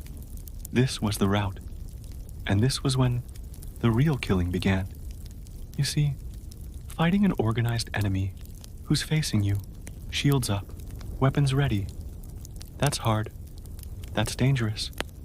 You might die, but chasing down terrified men who've thrown away their weapons and are running in blind panic, that's easy, that's safe, that's sport. The cavalry, which had been waiting for exactly this moment, charged. War horses, trained to run down fleeing men, thundered across the field. Knights with lances lowered, caught runners in the back, the impact lifting men off their feet and hurling them aside like broken dolls. The sound of cavalry hitting a routing formation was distinctive. The drum of hooves building to thunder. Then the wet impacts as lances found flesh. The screaming of horses and men. The grinding sound of heavy riders trampling bodies into the mud. Foot soldiers pursuit on foot, chasing down anyone slower or more wounded. A man stumbling on an injured leg didn't make it far. Neither did anyone exhausted from the fight, which was everyone. The killing was methodical and one-sided. Catch a fleeing man, stab him in the back, move to the next one. No honor, no glory, just slaughter. The pursuers weren't taking prisoners among the common soldiers. Prisoners had to be fed, guarded, maintained. It was easier to kill them, and the field of battle transformed into an abattoir. Men died running. Some made it 100 yards before being caught. Some died within steps of where they'd been fighting. The ground became carpeted with bodies, and more were added every second. If you were on the winning side, you faced a choice: join the pursuit and maybe claim some plunder from the dead, or stay behind and start the grim work of looting the battlefield while the killing was still happening elsewhere. If you were on the losing side, you ran, and you prayed to every saint you could remember, because routing soldiers didn't run in formation. The bonds of fellowship that had held you together dissolved instantly.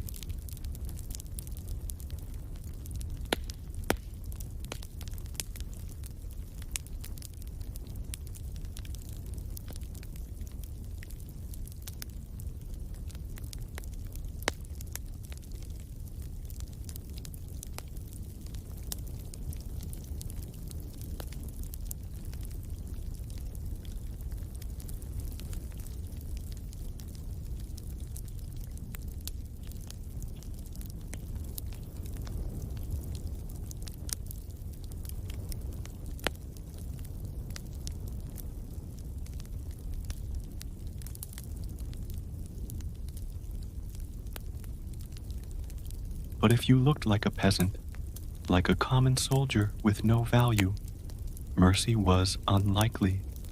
It was faster to kill you than to bother with capture. The pursuit could last for miles. Exhausted men running on pure terror, chased by mounted knights who treated it like a hunt. Some fleeing soldiers made it to woods or rivers, places where horses couldn't follow easily. They'd hide, praying the enemy gave up and went home. Many didn't make it that far. The casualty figures from medieval battles tell the story. A battle might last an hour or two, with relatively few deaths during the actual fighting, but the rout could last the rest of the day. And that's where the numbers exploded. Agincourt saw the French lose thousands of men, most during the rout. Towton, the bloodiest battle on English soil, reportedly killed 28,000, the majority cut down while fleeing through a snowstorm. Crécy left a field carpeted with French nobility and common soldiers alike. The survivors of a rout, if there were any, faced a new problem. They were alone in enemy territory, with no food, no weapons, and no idea where their army had gone, or if it even still existed. Getting home became a nightmare in itself. Let's say you survived the battle itself, the melee, the rout, the immediate slaughter. Congratulations. Now, let's talk about your wounds and why you probably wish you died quickly.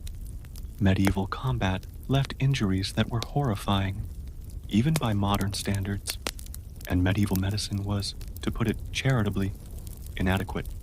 First, understand that in the chaos of melee, you didn't get clean wounds. You got hacked, stabbed, crushed, and mangled. Weapons didn't slice neatly through flesh. They tore it, shattered bone, and left ragged wounds that bled profusely. A sword cut to your arm wouldn't be a thin line like in movies. It would be a gaping wound, muscles severed, tendons cut, bone possibly fractured or split. The edges would be rough, torn, impossible to stitch together properly, even if you had proper surgeons, which you didn't. A spear thrust to your abdomen would puncture internal organs, your stomach, your intestines, your liver. The blade would carry dirt and fabric into the wound, contaminating everything it touched. Even if the spear missed vital organs, the internal bleeding and infection would probably kill you anyway.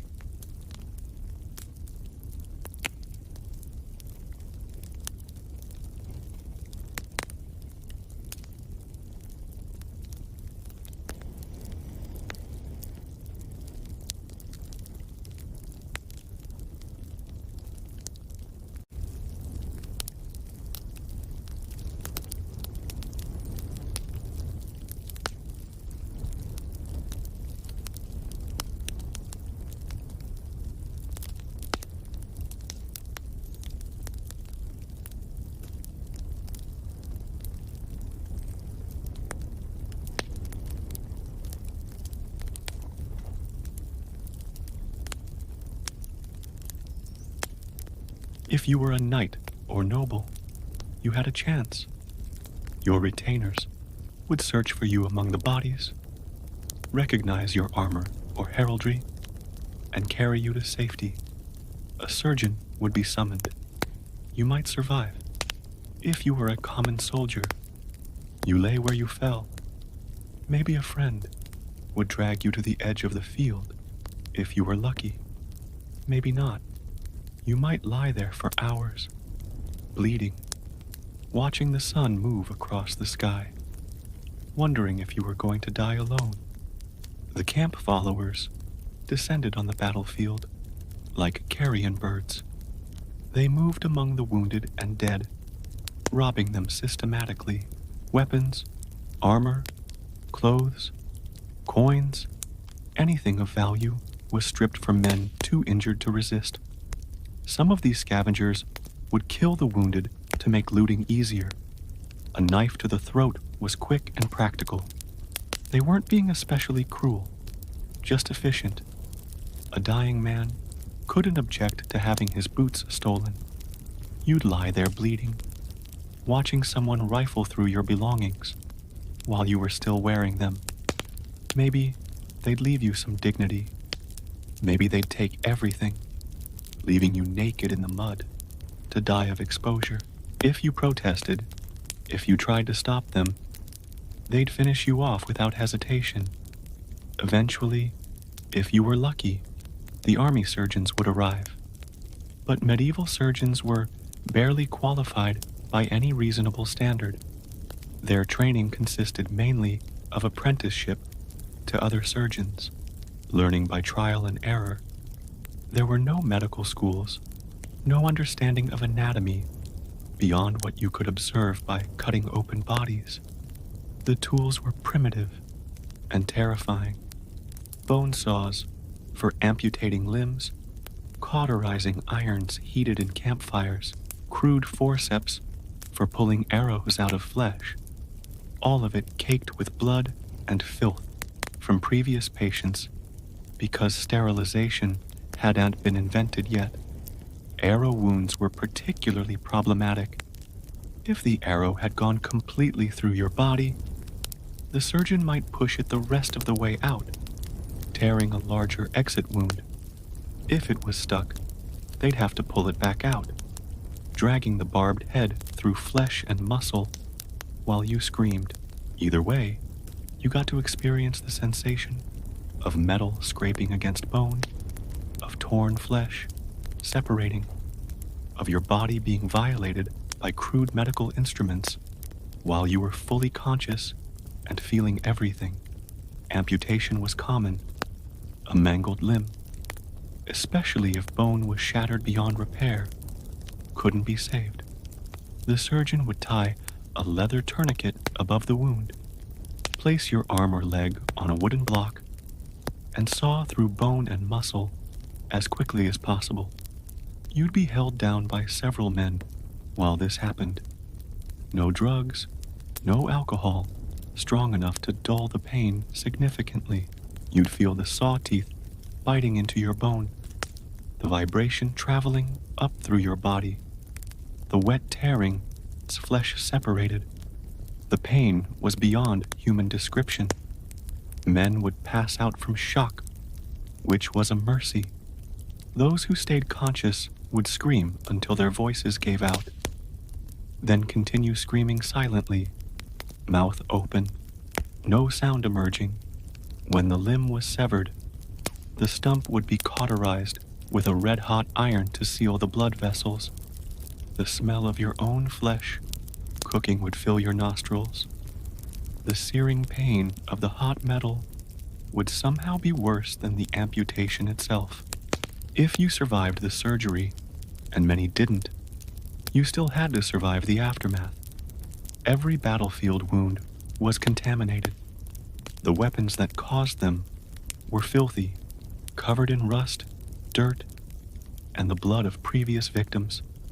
The ground you'd been lying on was full of bacteria from human and animal waste. The surgeon's unwashed hands introduced more contamination. Within hours or days, infection would set in. The wound would become red, swollen, hot to the touch. Pus would form, thick and foul-smelling.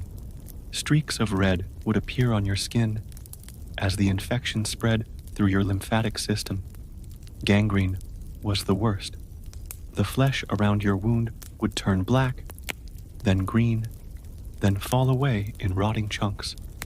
The smell was indescribable, sweet, putrid, the unmistakable scent of death while you were still alive. The gangrene would spread.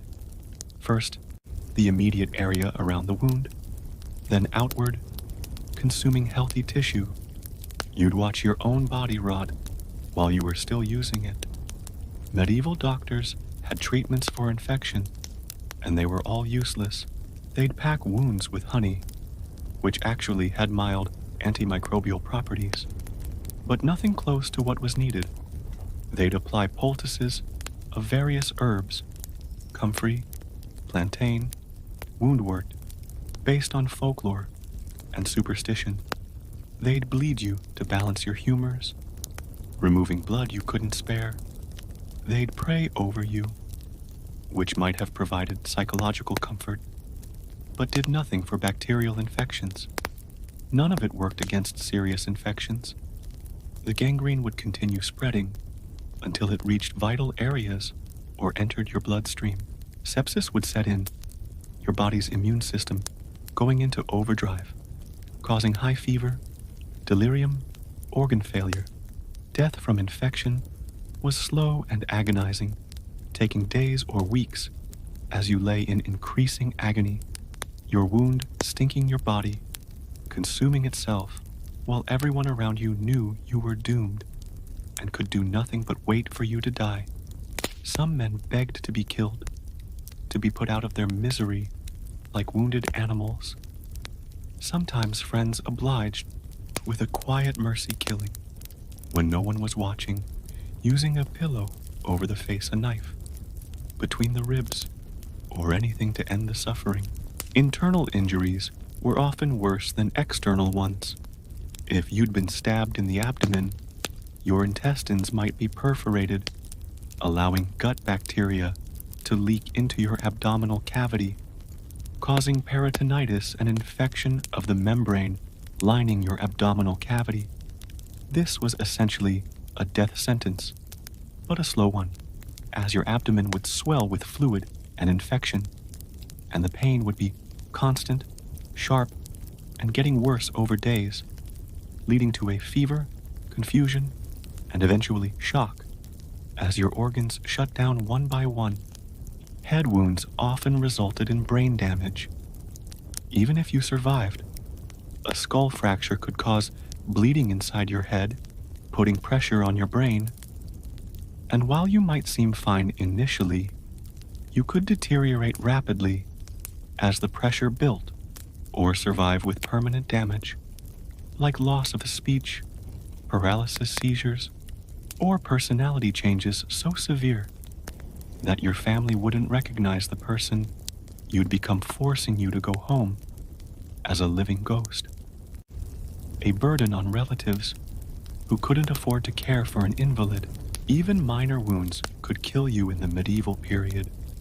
A cut on your hand that got infected, a bruised rib that punctured your lung weeks later, or a sprained ankle that became gangrenous after you walked on it through contaminated mud. The infection rates were staggering, with modern estimates suggesting that the majority of wounded soldiers who survived the initial injury died later from complications. So, what would be treatable conditions today? Broken bones, cuts requiring stitches, puncture wounds were often fatal in medieval times.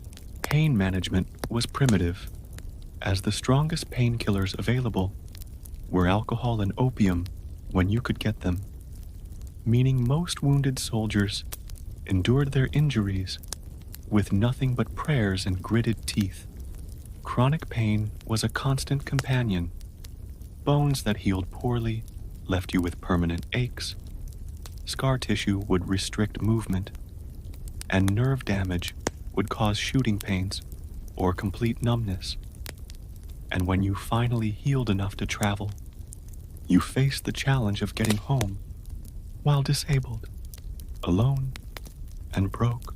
After the battle ended, after the rout was complete, after the wounded had been sorted into might live and definitely dying, the real business began: looting. Medieval soldiers weren't paid well, and many weren't paid at all, beyond basic provisions that were often inadequate. So the promise of plunder was one of the primary reasons men agreed to fight. And the battlefield, now carpeted with thousands of dead bodies, represented the largest concentration of portable wealth most soldiers would ever see. It started while the battle was still technically happening, as even during the pursuit of routing enemies, soldiers would stop chasing to rob nearby corpses, wondering why chase a fleeing peasant when there were bodies right here with weapons armor and possibly coins. The looting was systematic and thorough. Professional scavengers, camp followers who made their living this way, moved across the battlefield with practiced efficiency, stripping bodies in minutes. First came the obvious valuables, weapons, if they were decent quality, since a good sword could be sold for more money than a peasant saw in a year. And even damaged weapons had value, as metal could be reforged, repaired, and sold to armorers who would fix them and resell them. Armor was incredibly valuable. A mail hauberk, even if punctured or torn, was worth a fortune. And plate pieces, helmets, and shields would all be carefully removed and sorted with even crude leather armor worth taking if your own gear was worse.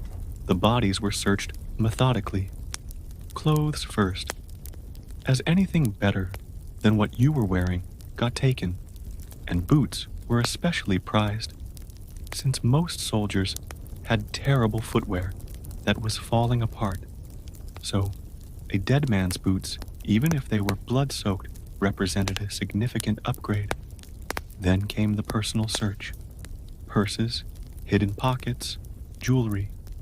Medieval soldiers often carried their savings with them because banks didn't exist, and leaving money at home meant it would be stolen or confiscated. So a single soldier might have months of wages hidden on his body. Rings were pried off fingers, and if a ring wouldn't come off because of swelling, the finger was cut off, as it was faster and more efficient than trying to work the ring loose. Necklaces were torn from necks. Earrings, if the dead man wore them, were ripped free, sometimes taking pieces of ear along.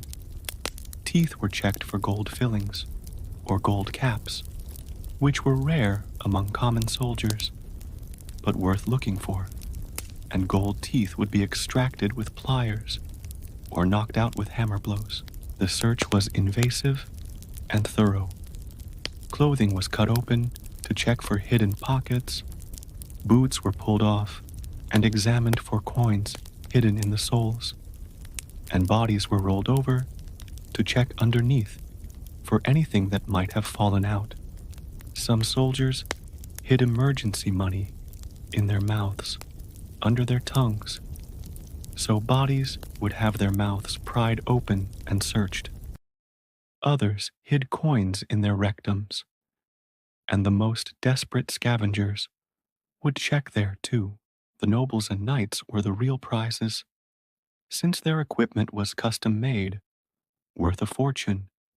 A knight's sword might be worth more than a village's annual tax revenue, and his armor could cost as much as a castle's monthly operating expenses. But even common soldiers were worth robbing. That peasant you'd been standing next to, the one who died with a spear through his chest, his shoes were probably better than yours. His knife was sharper, and his belt was in better condition. This was the brutal calculus of medieval warfare, where sentiment was a luxury you couldn't afford. The dead had no use for their possessions, and the living needed everything they could get to survive. And yes, you'd loot your own side's dead, your comrades, your friends, men from your own village, the man who'd shared his bread with you during the march, who'd stood beside you in the battle line, who died bravely fighting the enemy. You'd rob his corpse without hesitation. It wasn't personal, it was practical. He was dead, you were alive, and his family would never know what happened to his belongings anyway, so better that you take them than let enemy soldiers or random scavengers profit. The camp followers worked faster and more efficiently than the soldiers because this was their profession. They'd move across the battlefield in organized teams, stripping bodies with assembly line precision, as one person would cut the body free of its clothing, another would search the clothes for hidden valuables, and a third would remove armor and weapons, with everything sorted into piles based on value and portability. Sometimes, the wounded were robbed while still alive. You'd lie there bleeding, unable to move, and watch as someone systematically stole everything you owned: your weapon, your armor, your shoes, the few coins you'd managed to save. If you protested, if you tried to stop them, they'd kill you, as it was easier than arguing, and you were probably going to die anyway from your wounds, so they were just speeding up the process. The most valuable items would be claimed immediately by whoever found them, while lesser valuables would be gathered into communal piles to be divided later among the victorious army, which led to disputes, fights, and sometimes killings over who had the right to specific pieces of loot. Soldiers would hide their best finds, burying valuable items or concealing them in their equipment. Trust was non-existent, and your fellow soldiers would rob you just as quickly as they'd rob the enemy dead if they thought you had something valuable. The bodies themselves, once stripped naked, were left to rot. Thousands of corpses, pale and bloody, scattered across the field like a grotesque harvest. The smell was beyond description: sweet, putrid, thick enough to taste, and flies swarmed in clouds so dense they looked like smoke. The corpses created a massive public health hazard.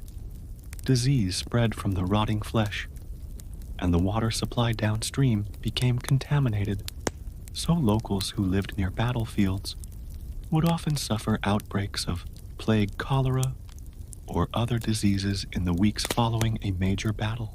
Eventually, someone would have to deal with the bodies. Sometimes mass graves were dug and the corpses buried in piles, but more often the bodies were just left to decompose where they fell. and nature would take its course.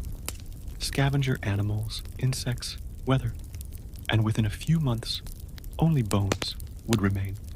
Local peasants would sometimes bury the dead, partly from Christian charity, but mostly because rotting corpses made their land unusable.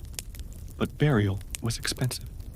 Labor-intensive work, so many battlefield dead were never properly interred, and years later, farmers would plow up bones and rusted weapons. Metal detectors today still find artifacts from medieval battles, corroded swords, arrow points, pieces of armor that survived in the soil long after the men who wore them had become dust. The commanders, meanwhile, were dividing up the really valuable prisoners.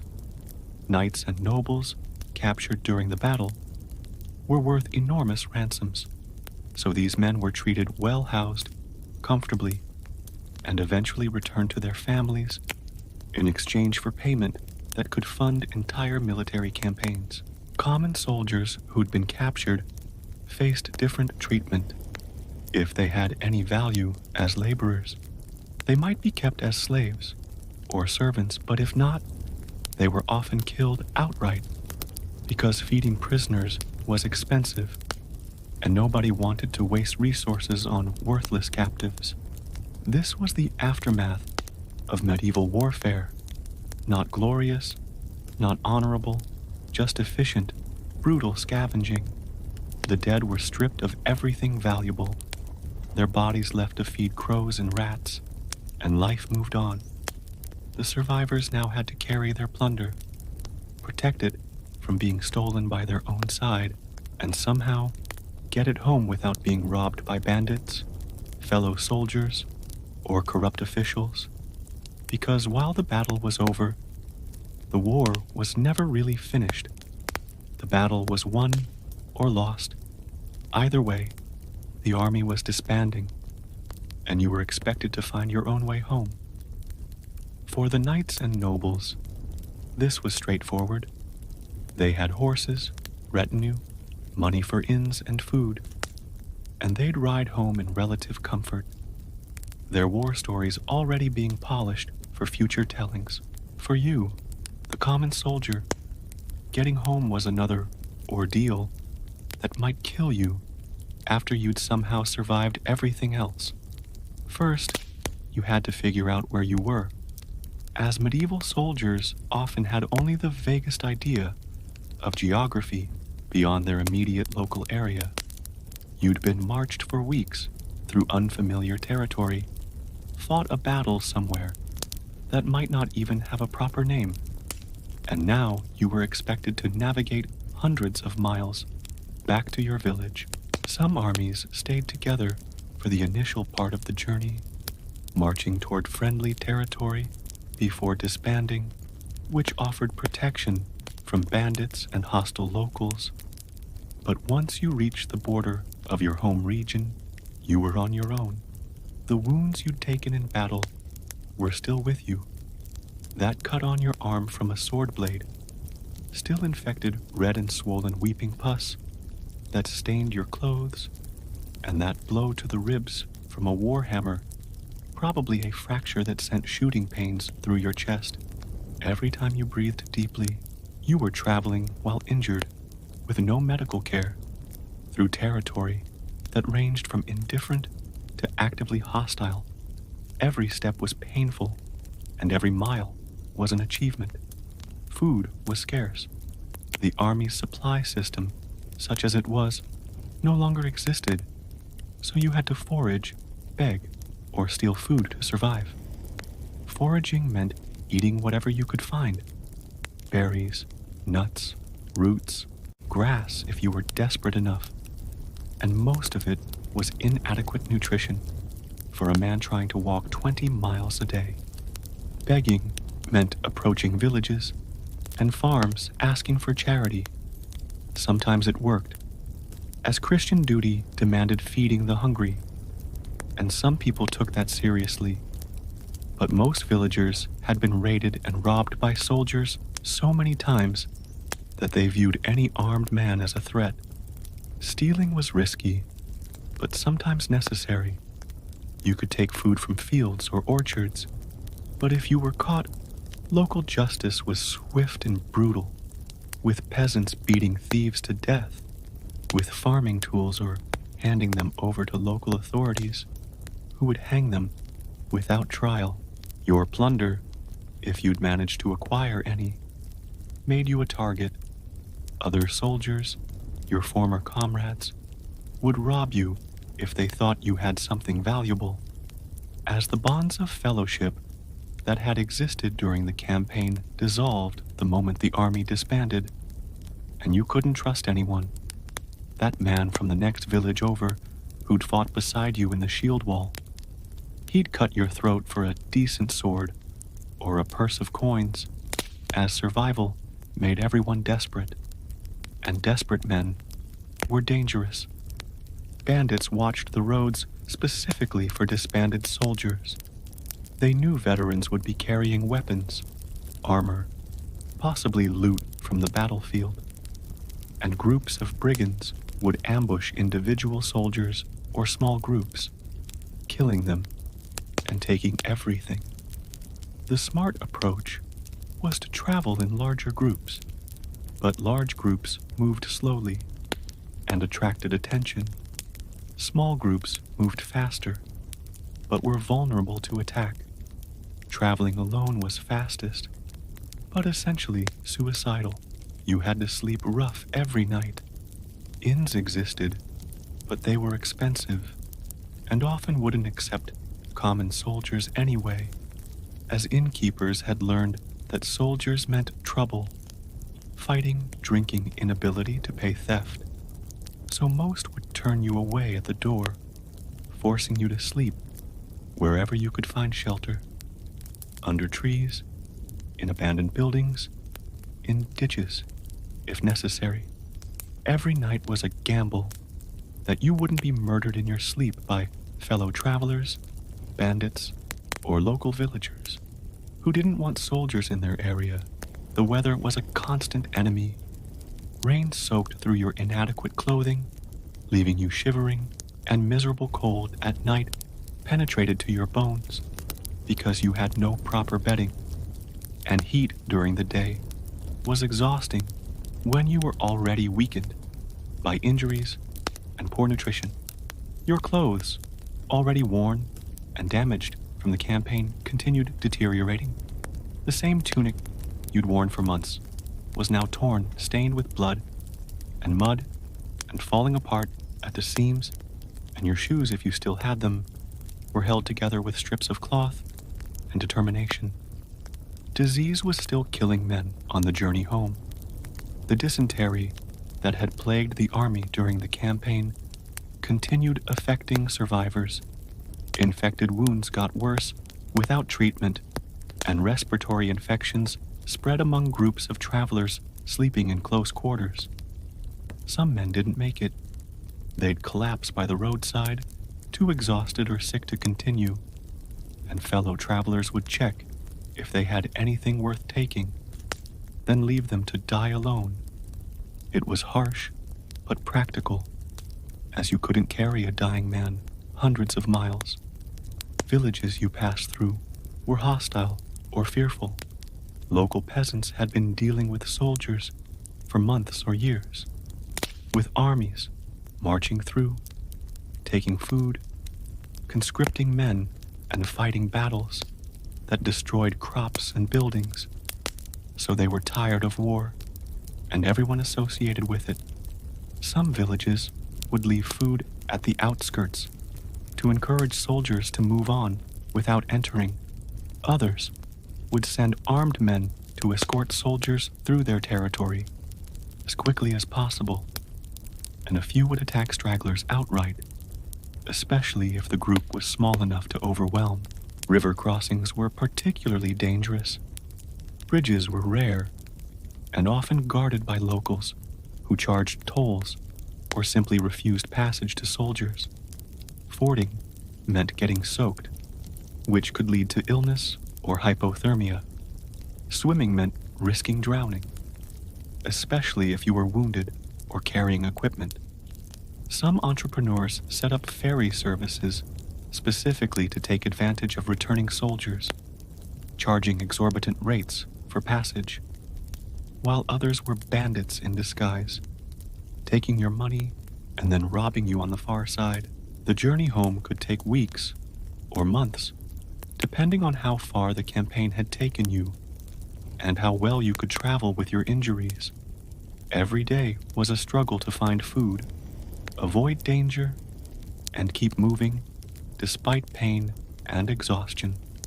Some soldiers joined together for protection, forming small bands of men heading in the same general direction. But these groups were fragile alliances, as trust was limited, resources were scarce, and arguments over food, direction, or loot distribution could lead to violence. Your family relationships never fully recovered. Your wife tried to understand, but how could she? She'd been home worrying and working and raising children, while you'd been in hell, and the distance between your experiences was unbridgeable. She'd try to comfort you during nightmares, and you'd push her away, because in that moment, in the confusion between sleep and waking, you were back in the battle, and anyone touching you was an enemy to be fought.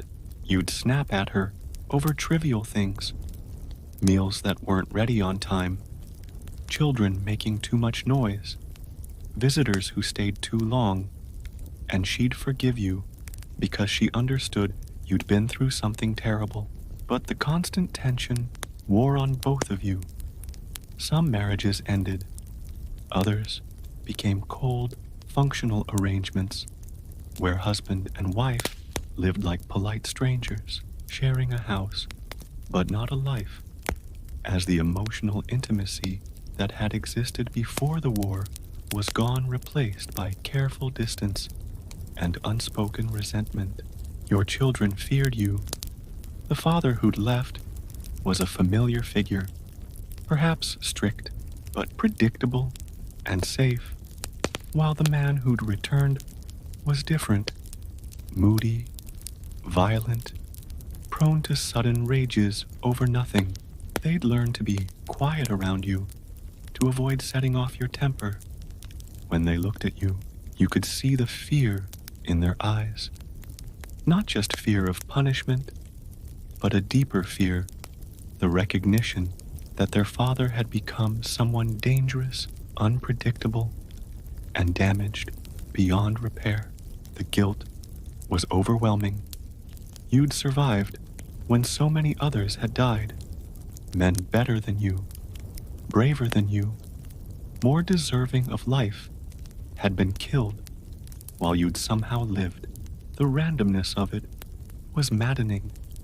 Why had the arrow hit the man next to you instead of you? Why had you stumbled at just the right moment to avoid a sword stroke that would have killed you? Why had your friend died slowly and painfully while you walked away with minor wounds? Survivor's guilt ate at you constantly. You'd see the families of men who died in the battle, and you couldn't look them in the eye. Their husbands, fathers, sons were dead, and you were alive. There was no justice in it, no divine plan you could understand. You'd killed enemy soldiers, men who probably had families too, and their faces haunted your dreams. You'd wonder about their children, their wives, whether anyone mourned for them, even though the killing had been necessary, justified, and a part of war. But that didn't make it easier to live with.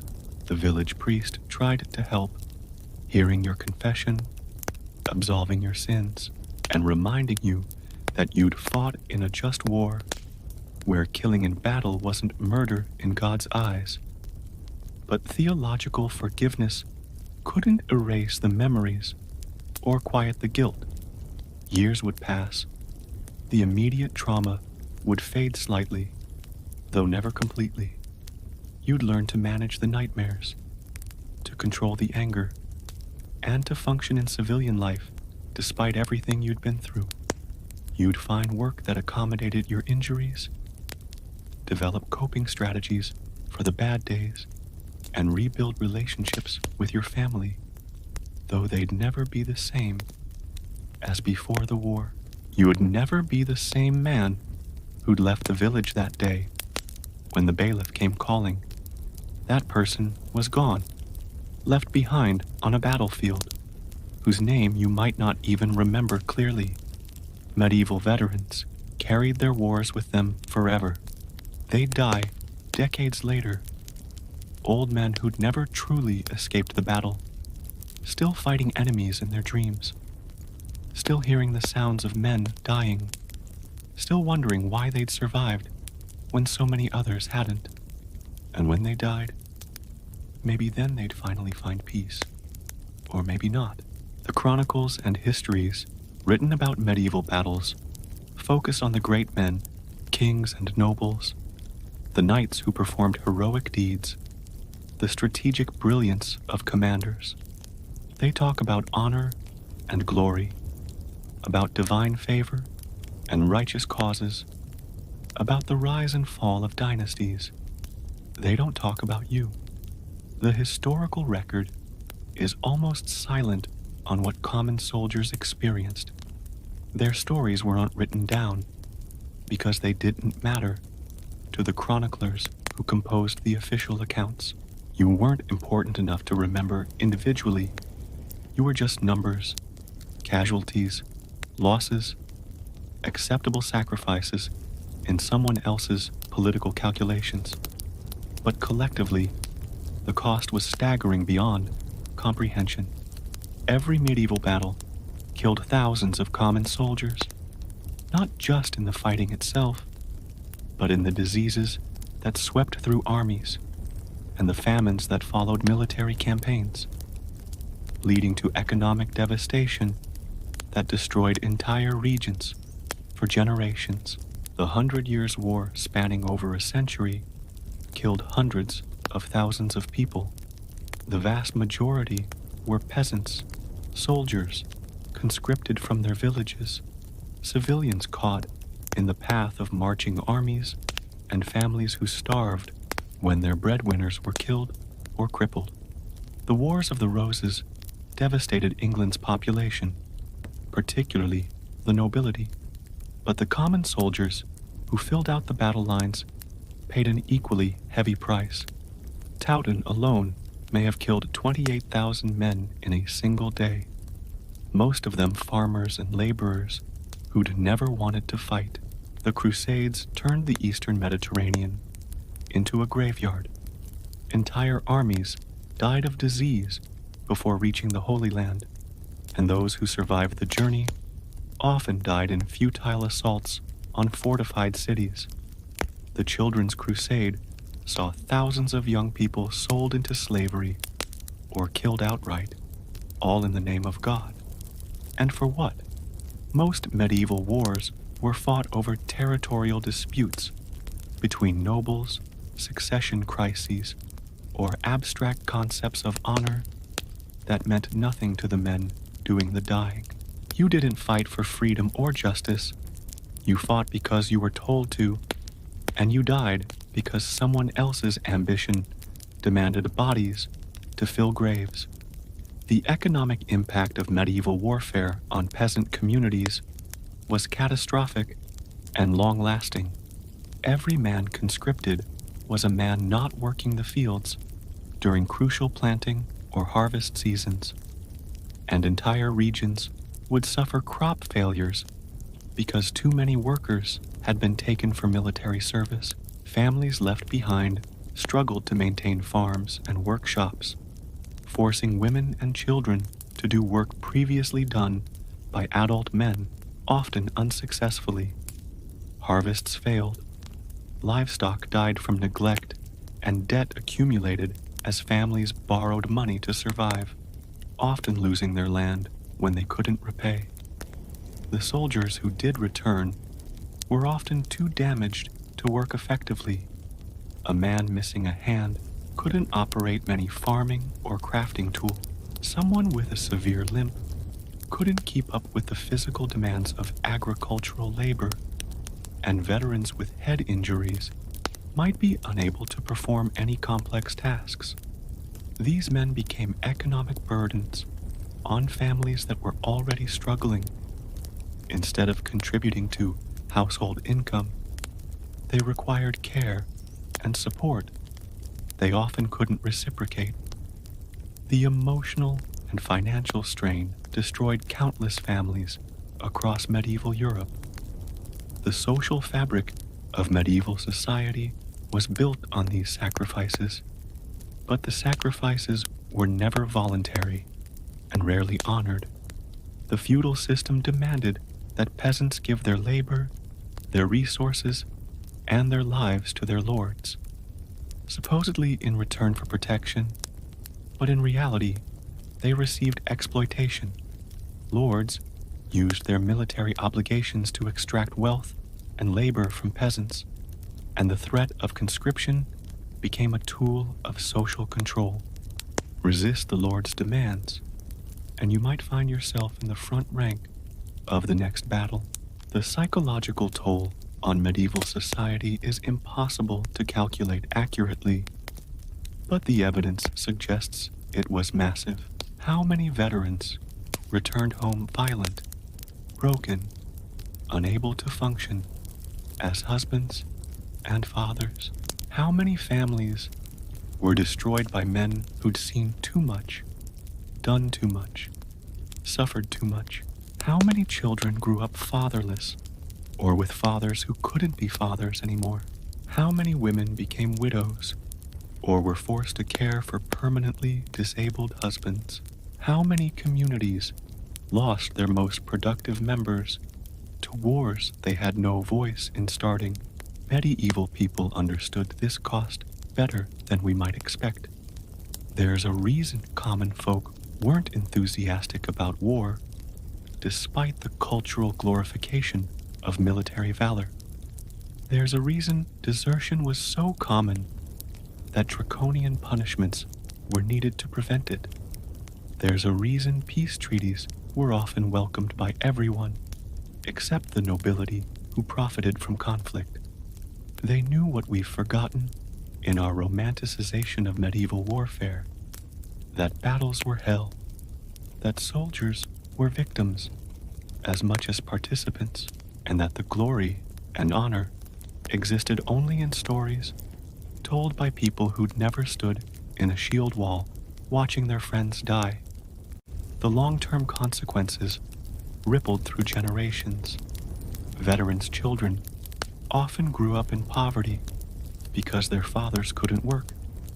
They might inherit not land or wealth, but debt and social stigma. The sons of veterans were sometimes conscripted earlier or more frequently because officials assumed military service was a family tradition. Entire regions could be depopulated by warfare. Areas that saw repeated campaigns. The borderlands between England and Scotland, the contested territories of France during the 100 Years' War, experienced cycles of destruction that prevented normal economic development. Villages would be burned, rebuilt, and burned again. Families would flee, return, and flee again. Agricultural systems that had taken generations to develop would be destroyed in days and take decades to restore. The technological and cultural development that might have occurred in peacetime was stunted by the constant diversion of resources to warfare. As you got closer to home, you started to realize something that no one had prepared you for. You didn't want to go back. The closer you got to your village, the more anxious you became. Home represented a life you'd left behind, a person you'd been before. The war changed you fundamentally. The man who'd left your village months ago was gone. In his place was someone harder, scarred, carrying memories and experiences that couldn't be shared with people who'd never left their fields. You'd seen things, done things, survived things that were beyond the comprehension of anyone who'd stayed home. How do you explain what a battlefield smells like? How do you describe the sound of a man dying? How do you tell your wife about the nightmares that wake you screaming? The war had changed you in ways you didn't fully understand yet, and as you approached the familiar boundaries of your home, you wondered if there was still a place for you there. You'd survived against every conceivable odd through battle, disease, injury, and the nightmare journey home. You'd made it back to your village. You could see the familiar fields, the houses you'd known since childhood, the church where you'd been baptized, and everything was wrong. Your family, if they'd survived in your absence, barely recognized you.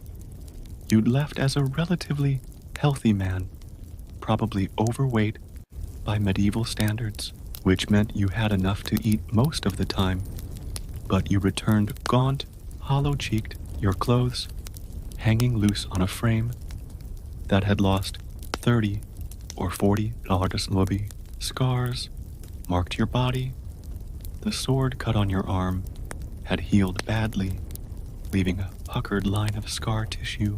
The mace blow to your head had left a dent in your skull that you could feel with your fingers, and you walked with a limp from the spear wound in your leg that had never properly healed. But the physical changes were nothing compared to what had happened inside your head. Your wife embraced you, crying with relief and joy. Your children stared at you like you were a stranger, which in many ways you were. Your parents, if they were still alive, asked questions about the campaign, and you couldn't answer, because how do you explain what you'd seen? How do you tell your wife about watching your friend die slowly from a gut wound, begging for someone to end his suffering? How do you explain to your children why you wake up screaming in the middle of the night? How do you describe the smell of a battlefield to people who think the worst odor they'll encounter is the pigsty? The village hadn't changed. The same houses, the same fields, the same petty gossip about who was sleeping with whom and which family had the best harvest.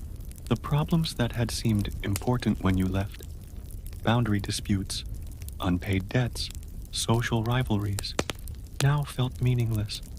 You'd watched thousands of men die for causes they didn't understand. You'd survived battles that would be talked about for generations.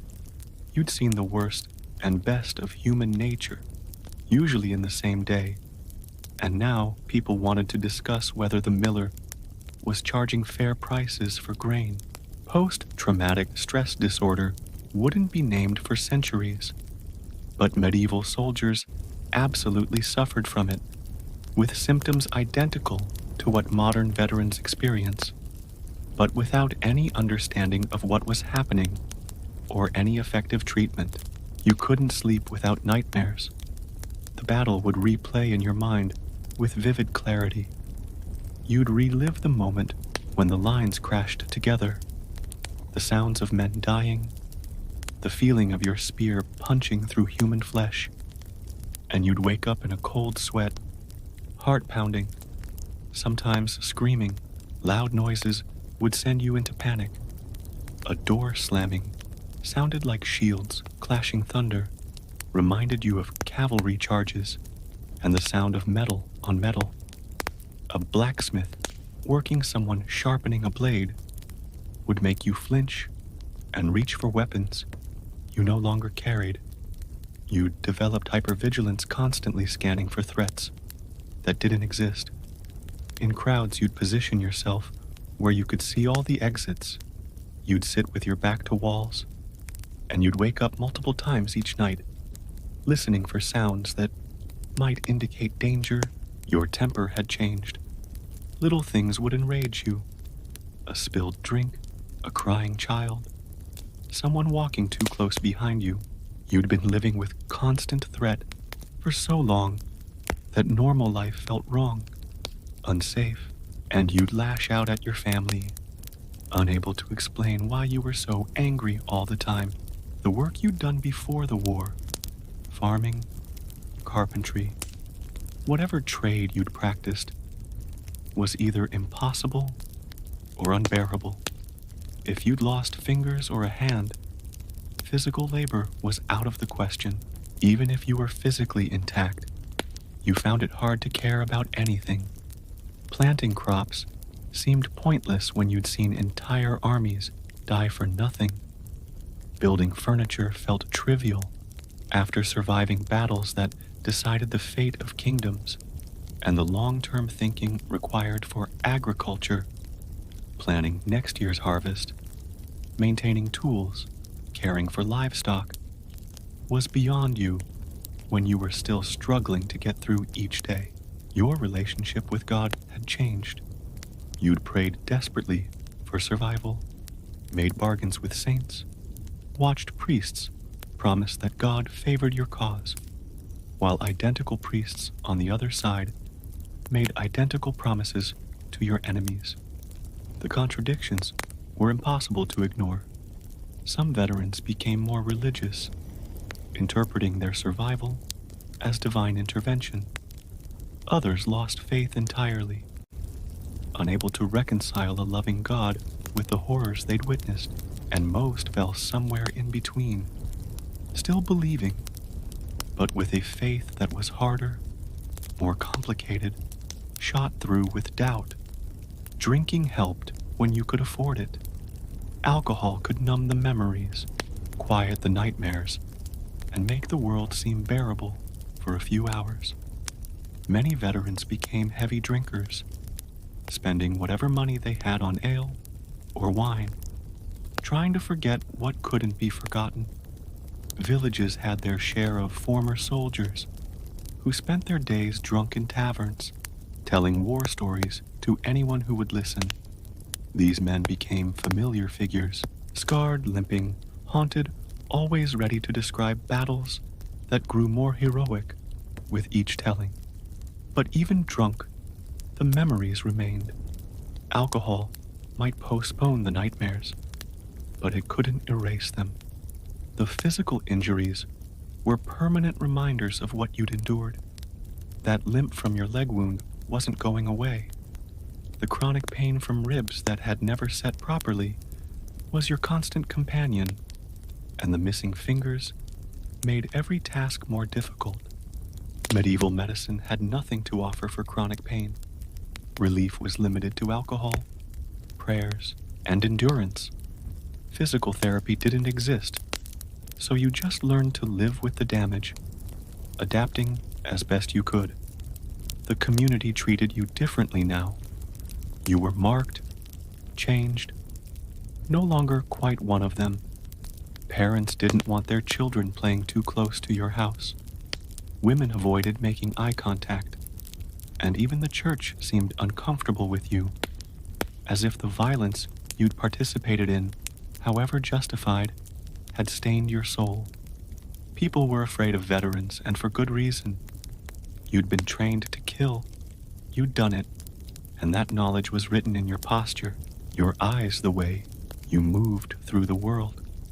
As civilians could sense the potential for violence, even when you tried to hide it.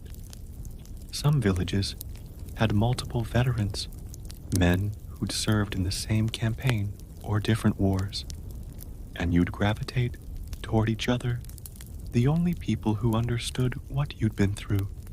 You'd gather in taverns or fields drinking and talking about things no one else could comprehend. These weren't pleasant gatherings. They were groups of damaged men, sharing space with other damaged men, trying to make sense of experiences that defied rational explanation. Sometimes the conversations helped. More often they made things worse, reopening wounds that had barely begun to heal. The economic impact was severe. If you couldn't work because of injury, your family suffered, as there were no disability benefits, no veterans payments, no government support of any kind. The Lord who'd conscripted you didn't care that you'd sacrificed your body for his war. You were home now. That was payment enough. Some veterans became beggars, displaying their war wounds to earn sympathy and coins. Town squares and church steps filled with maimed soldiers, one-legged men on crutches, blind men who'd lost their eyes to arrows, armless men who'd survived battlefield amputations. They'd tell their stories to anyone who'd listen, hoping for charity. Lost my hand at Agincourt, fighting for the king, spare a penny for an old soldier. The stories were usually true, though they grew more elaborate over time. Others turned to crime. The skills you'd learned during the war were transferable. You knew how to kill efficiently, how to intimidate people, how to take what you needed by force. Banditry attracted veterans who had nothing left to lose and no other way to survive. The roads of medieval Europe were dangerous, partly because of veteran soldiers who'd become outlaws. They knew tactics, weapons, and how to plan ambushes, and they were more dangerous than ordinary criminals because they'd been professionally trained in violence. Instead of building schools, hospitals, or infrastructure that would benefit everyone, medieval societies poured their wealth into weapons, fortifications, and armies. How many innovations were never developed because potential inventors died in battles? How many works of art were never created because artists were conscripted or killed? How many communities never reached their potential because their human capital was sacrificed to noble ambitions? The monuments and memorials that did exist honored the nobles almost exclusively. Knights had elaborate tombs with carved effigies, showing them in armor, hands folded in prayer, surrounded by heraldic symbols proclaiming their valor. Cathedrals displayed banners captured in battle, commemorating victories won by aristocratic commanders. The common soldiers were buried in mass graves, unmarked and forgotten. No one commissioned sculptures of peasant spearmen. No stained glass windows depicted farmers dying for their lords. The artistic legacy of medieval warfare ignored the majority of participants entirely. When songs were composed about battles, they celebrated the deeds of heroes, kings, princes, famous knights whose names would be remembered for centuries. The ballads spoke of honor, courage, and divine favor. They didn't mention the smell of the battlefield, the cries of wounded men, or the widows left behind. This selective memory wasn't accidental. It served the interests of the ruling class to portray warfare as glorious and noble. If people understood the true cost, if they saw past the romanticized versions to the brutal reality, they might be less willing to participate in future conflicts.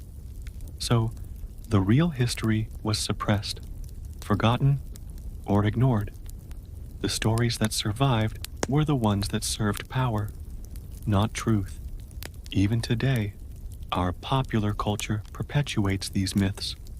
Movies, television shows, books, and games present medieval warfare as exciting, heroic, and meaningful.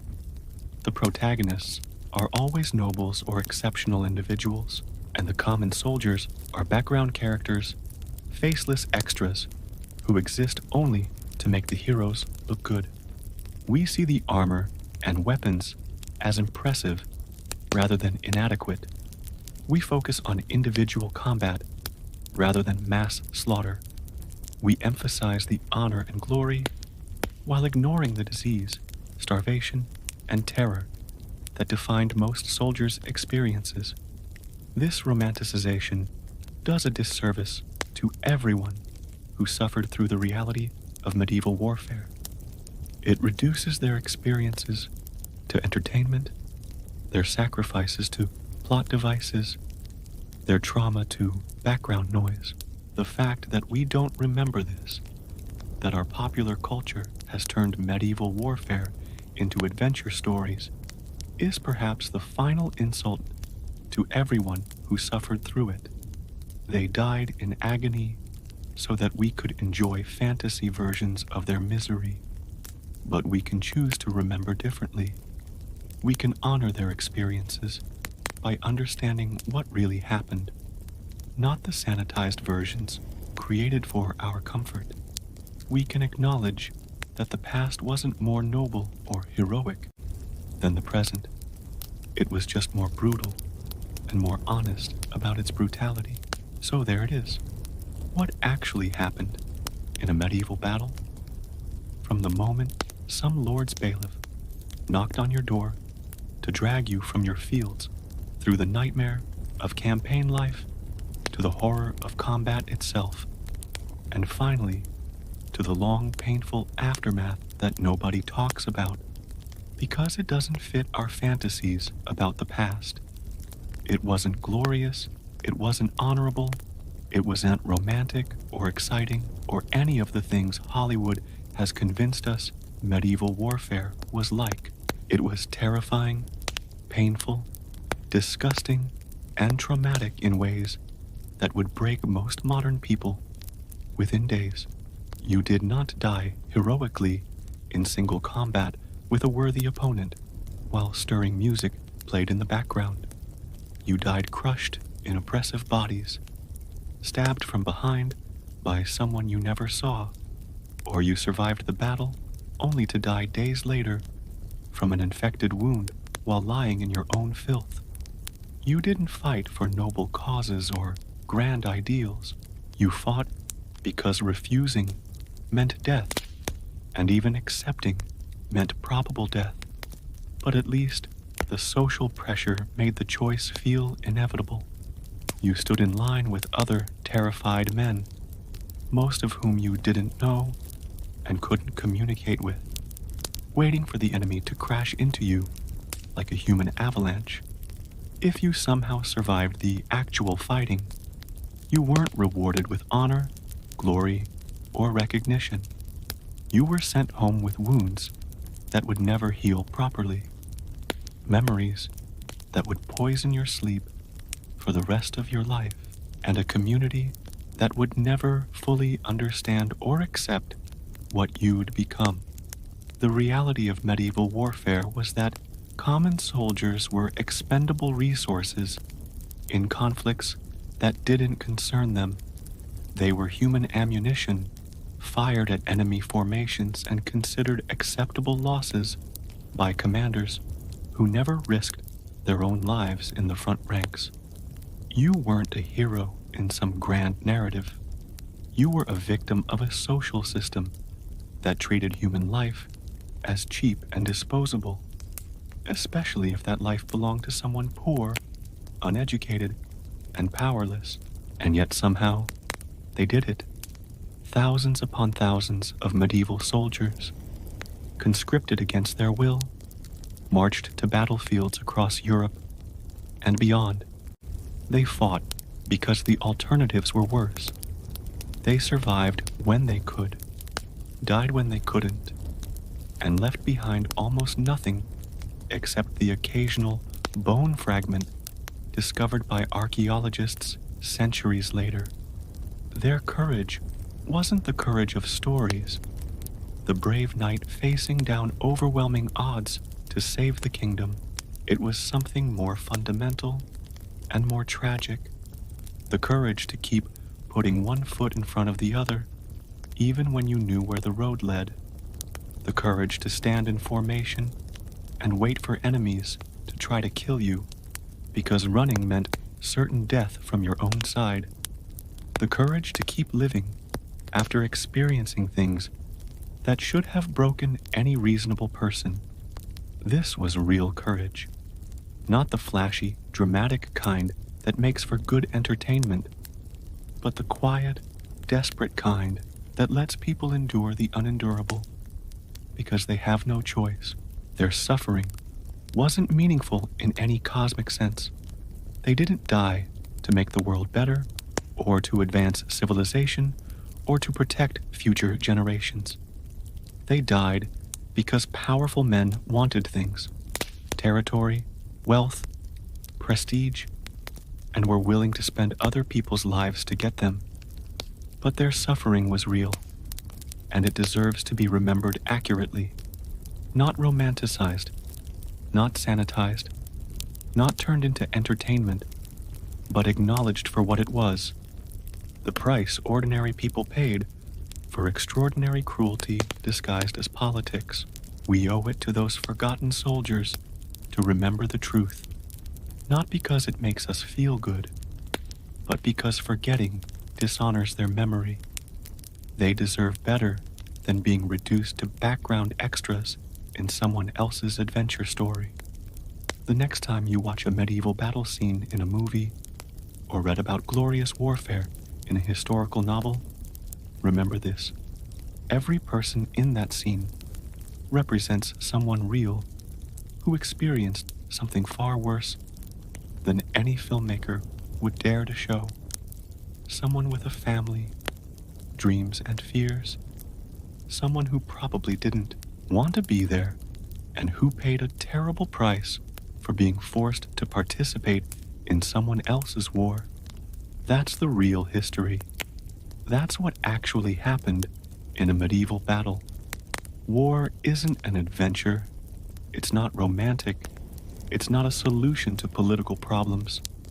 It's a catastrophe that destroys lives, breaks families, and leaves scars that last for generations. Medieval warfare was just more honest about being catastrophic because they did not have the technology or the propaganda apparatus to pretend otherwise. Every era's warfare, no matter how it's portrayed later by people who didn't experience it, is hell for the people who have to live through it. The weapons change, the tactics evolve, the uniforms get better, but the fundamental experience, terror, pain, loss, trauma, remains constant. Medieval soldiers weren't different from modern veterans in their psychological responses to combat. They just lived in a world that had no vocabulary for post-traumatic stress, no understanding of what we now call moral injury, and no systems for helping people recover from experiences that damaged the human psyche. They suffered alone in silence, carrying their wars inside them until they died. We can at least remember them accurately, honor their experiences by understanding what they went through, and perhaps learn something about the true cost of political violence. So, here's to the forgotten soldiers of medieval Europe, the peasants who never wanted to fight, the farm boys who died far from home, the men who survived but were never the same. They're not heroes in any traditional sense. They're something more important. They're human beings who endured inhuman experiences and somehow found ways to keep going. Their stories matter. Their suffering was real, and their memory deserves better than Hollywood fantasies about honor and glory. Remember them as they were: afraid, ordinary people, doing extraordinary things, not by choice, but because they had no choice. Remember the price they paid, so that we might understand what war actually costs. And maybe, if we remember them clearly enough, we'll be less eager to send other people's children to fight other people's wars. Thanks for sticking with this journey through one of history's darkest and most misunderstood realities. If you made it all the way through this exploration of what medieval warfare was actually like, you now know something that most people don't: the truth behind the legends. It wasn't pretty. It wasn't inspiring. It certainly wasn't the romantic adventure that popular culture has sold us for decades, but it was real, and the people who lived through it deserved to have their experiences remembered accurately not transformed into entertainment that ignores their suffering. The next time someone talks about the glory of medieval warfare, or suggests that people in the past were somehow tougher or more heroic than we are, you'll know better. They weren't tougher. They just had fewer choices and worse medical care. Medieval soldiers were ordinary people thrust into extraordinary circumstances, most of them against their will. They did what they had to do to survive, and many of them didn't survive despite their best efforts.